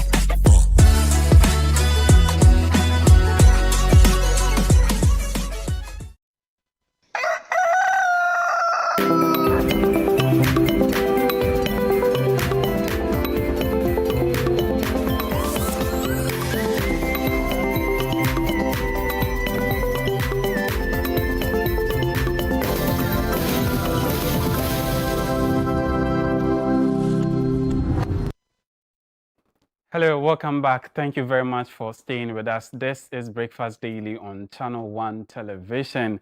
And, here at Channel One Television, we are not only committed to informing you, educating you, and entertaining you, but also we are very particular about, celebrating the experiences that makes us who we are as Ghanaians. And as part of doing that, This Is Ghana exhibition is one of the avenues that we use to achieve this particular target here at Channel One Television. So we have in studios head of programs production Apioko Seram Abe in studios with us to delve into some conversation on the This Is Ghana exhibition. Happy, always a pleasure to have Always you. a pleasure to be here. Good morning, Ohab. How are you doing? I'm fine. How about you? I'm very well. Great. Very great, well. Great. This is Ghana. You are This representing is Ghana with the Yes. bees and Yes. No, but even what I'm so Yeah. very rarely these days do I wear anything that is not made in Ghana. Mm-hmm. So it may have maybe foreign design or foreign textures or foreign influences, but the production of it, I've been very deliberate for many years now about making sure that I'm wearing things that are made here Yeah. and eating things that are made here as And I well. think that's something we should all embrace as Ghanaians, exactly. in our own little way to project the country economically, support startups, and all that. That's great. That's great. No, precisely so. I mean, when we talk about exchange rates and the depreciation of the city, we don't realize that in our own little way. We also Mhm. contribute to these things. I Yeah. mean, I'm not going to go into deep economics here, but the economists will talk to you about the balance of payments and that if your imports are exceeding your exports, yeah. then you have To what we call, deficit. yes, balance of payment issues. So what that means is that you are disadvantaging your currency, Mhm. and with time it may devalue. Of course, there are other factors, but that's one of the main things. Yeah. And so we also need to make personal, deliberate choices as to what we are consuming, what we are patronizing, what we are buying, what we're using our disposable income for. And that's why something like This Is Ghana is important, because a lot of Ghanaians will say, I don't know where to find shoes all made in these Ghana. things. I don't know where to find, yes, I like made in Ghana, but I don't want to wear African print every day. I don't know where to find clothes that fit my profession or my style. And it's or still my- made in Ghana. Exactly. And so we do This Is Ghana, and we started it way back in 2019 so that you have a one-stop marketplace where people can come, experience what Ghana has to offer across the textile industry, food and beverage industry, automobile industry, Everything. services, education, agri, you name it. And that's why we call it This Is Ghana. And it's not limited to people who are in Accra. I mean, Firma spoke a lot about this when she Yes. was here the other day. And I always like to say my mantra is Accra is not Ghana and Ghana is not Accra. When I wake up in the morning, believe it or not, it sounds silly, but I repeat that to myself so that I make sure that whatever I'm doing, I'm making very conscious choices and making a conscious effort that I'm choosing Ghana day in, day out. And again, that doesn't mean that you don't open yourself up to other experiences and whatnot, but that's how it works. Right. So you come to This Is Ghana and you see a plethora of things across different industries. Some people will say, oh, things made in Ghana are expensive. But again, it's the economies of scale. If more people are buying certain machines that are produced here, Yeah. if more people are patronizing certain food items that are made here, then the person who is producing those things over time, or the company, the entity over time, now they can play with their price. They can compete on price. Because we get more in cost of production will go down, which Exactly. reflects in the price as well. Precisely, and I'll give a practical example. Say you are getting married, because people like love, and you're printing your wedding invitations. Usually when you go to the printer, you have a nice design. Now you want to print because Charlie, shepe invitation, you want to give it out. The more you print, the less you are paying per invitation. It's the same concept. So the more we patronize, the more hopefully, or ceteris paribus, or other things being equal, then the costs can come down. All right. And this is one of the main reasons why we do This Is Ghana. The other thing is a lot of the people who come, the exhibitors who come to This Is Ghana, many of them find themselves on the cusp of export. But you see, when you want to scale up, because once you export, it means demand is going to gonna be bigger, increase, yeah. right? Which also means you need to meet that demand. Otherwise, you disappoint your customer, which is also not a good Yeah, look. you turn them away. There you go.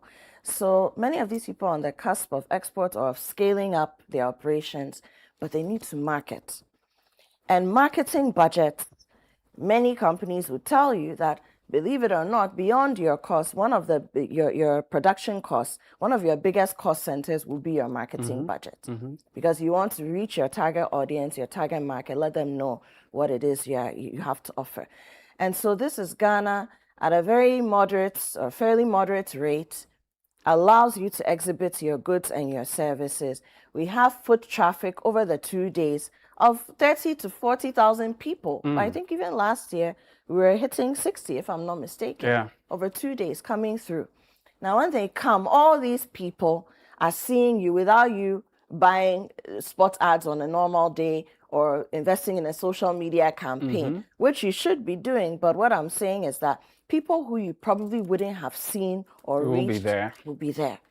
And so on both ends, for the consumer, but also for the exhibitor, the businessman, the businesswoman, it's a deal that you shouldn't be turning away from. So there's implicit and explicit advantages that you're going there to get. There you go. All right. So for companies, for startups, for service industries and all that, who at this point have still not made concrete decision of being part of this rare opportunity to present their services, their products to Ghana and even the globe, by extension. What message do you have for them? No, if you're doing business, my hope is that, and I don't think anybody goes into business just so that, and then my small my something local fuel is what I'll get and then I'm in business. No, I'd like to believe that if you're doing business of any kind, you are looking to, yes, get some income, but also be able to employ other people. Yeah.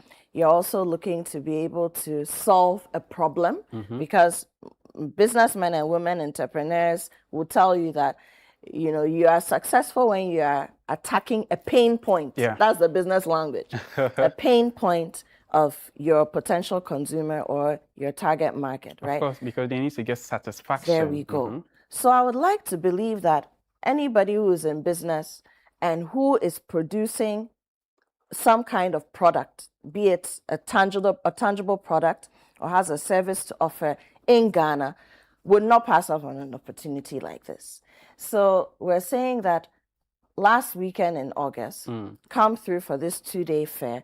We are marketing, Channel 1 TV and City. We are not asking you to even do marketing. We will do everything for you. We'll do everything for you. We are making the noise. We're making sure that the people who need to see your product, who need to engage with what you have to offer, your brilliant ideas are there. And, beyond the fact that we have people who are coming there to patronize, one of our sponsors is EcoBank, for example. Talk to EcoBank on the ground. They have so many different products and solutions. We spoke about this the last time. Yeah, we did. And they were here themselves. So you heard it from the horse's own mouth. For those who didn't, I'll talk about some of the things. You take the Elevate product, which is targeted at women in business. They have a whole SME desk where people who, and mind you, most of our businesses in Ghana operate on the SME level. People who want to scale up, who want to grow. There's an opportunity for you. There's an opportunity to understand the funding models, how you can even get access it, the right financing for what you want to do, all of those things. Then, we have MTN. Digital financial inclusion has become the saving grace for many business people. But then also you need to be able to communicate. And MTN is also a successful African business. Like they say, everywhere you go. There you go. So even just the opportunity to even communicate with them as well and pick up on some business ideas. Look, I'm saying that these are not people who on a normal day, you walk into the office and say, I want to meet Mr. X or Mrs. X at MTN or at EcoBank. Please let me in. No, they are there on the ground. And we take some of these things for granted, but that's why we also get sponsors and partners of a certain caliber to also come and join us, or who have certain experiences, so that the people who are exhibiting can also tap into that expertise. Absolutely. Yes. Absolutely. So you don't have to do much. Yours is just to register, right? And come and display your products. we here will do everything for you, right? Because we're going to have different, people coming on board, investors. Don't miss the opportunity. And now, the last time we spoke with Frema, and she was telling us about the number of people, over 150 as at then, and I'm sure by now it has even doubled. Look, we can't even keep up with the numbers, to be honest. And so I'm glad you raised this, because that would be the next thing I'll say, that you need to secure your spot. And it's great that a lot of people have called and registered. They've told us what they intend to bring to the fair or to the exhibition. They've told us who they are. They've given us a sense of what kind of technical assistance they would need or provisions that they would require on during the weekend. But it's payment that secures your spot. Yeah. Let me be very honest. Because you see, these are highly subsidized rates, and then you want to be able to give certain experiences to the customer who's coming through, or the patron. So for example, if your demonstration on the day requires electricity, and then you tell us this 2 days to the fair, and you need a certain capacity of electrical. We are not doing this at an electrical plant where ECG just come to give us you have free to put power. in the necessary preparations to get it done. Gridco is just giving us free power. Hey, take. No, you have to prepare towards that. And so the payment, so that we can pay the artisans and the experts and the technical people who set these things up, needs to be done at least how we plan and we have a good experience. And that's why people keep coming back over and over again. It's because we plan. But planning also means you need to secure your spot. And that means you need to pay for it. So if you've registered, please make sure that you call and secure the registration with your payment. It's very important.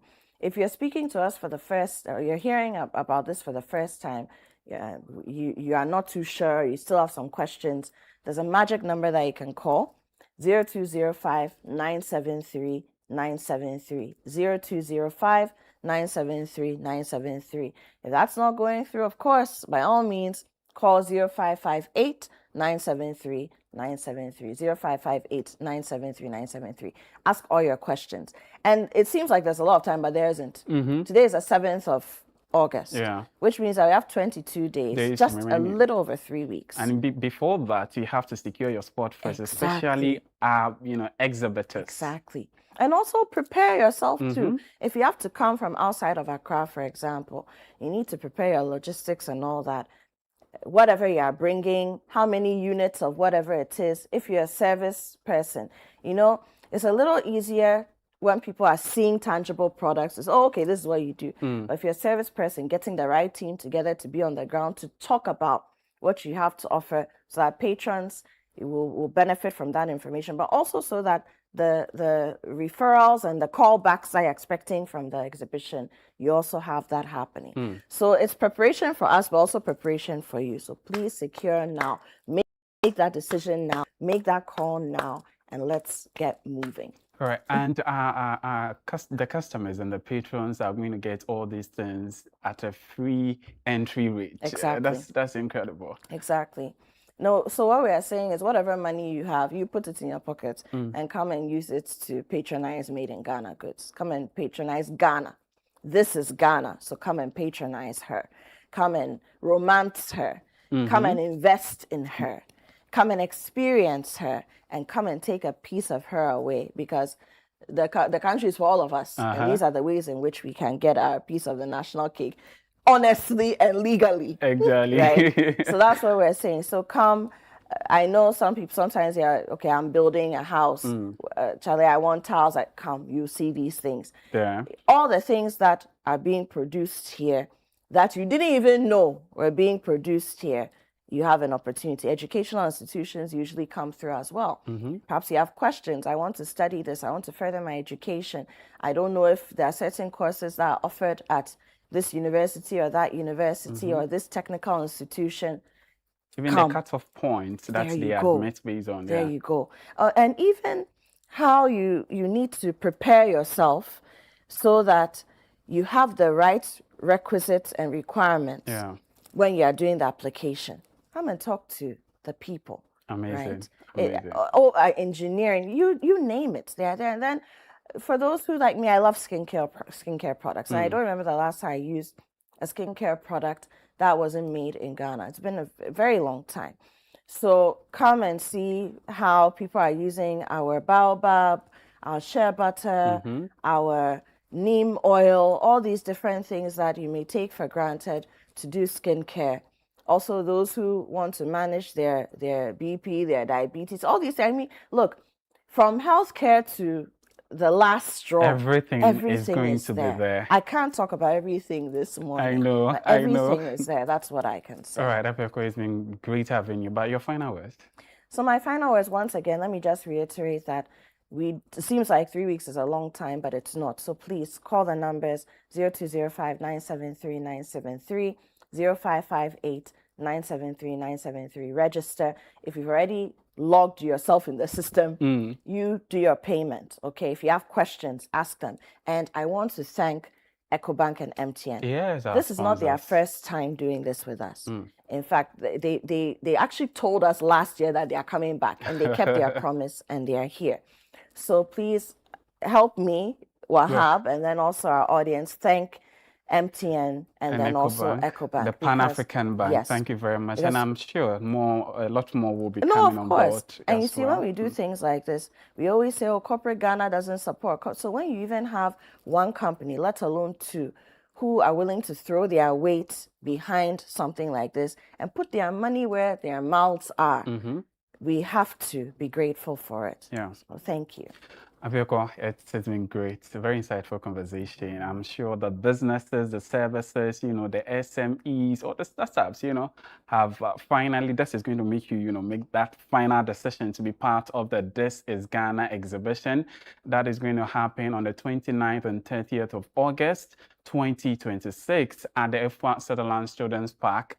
10 a.m. to 5 p.m. each day. You don't want to miss that opportunity to display, to bring that product that you've been producing, that service you are offering to the whole Ghana, so that people get to know about them. And not just that, there's going to be stakeholders there, so you get education. EcoBank is going to be there, take you through the packages they have, access to capital is very problematic when it comes to businesses in Ghana. You don't have to worry about, because all of that will be there at your service. This is Breakfast Daily on Channel One Television. We're going for a quick break. When we come back, the show continues.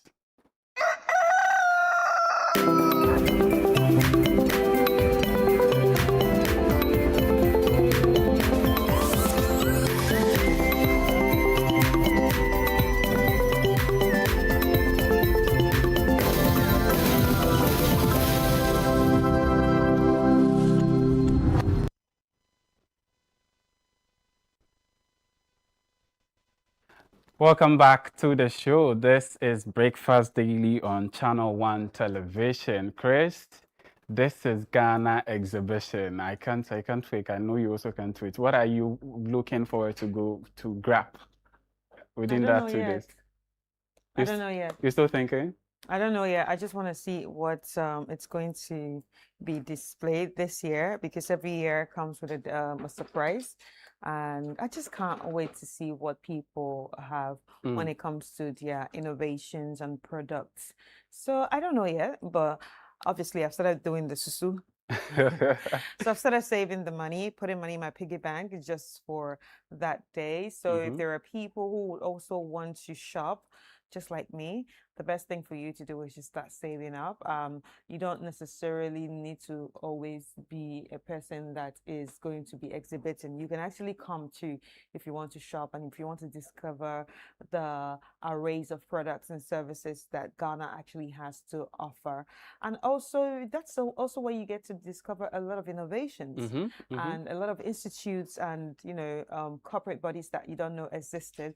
You will get to meet all of them there. So if you're also a small or medium-sized enterprise, this is the best place for you to actually showcase what you have to the world, because this goes beyond Ghana. Yeah. So come through, call those numbers, and also make payments for your space, because the truth is you can actually have the intent, and you would call and you will let them know that, okay, you intend to be part of it, but intent does not guarantee your space or your cubicle for display.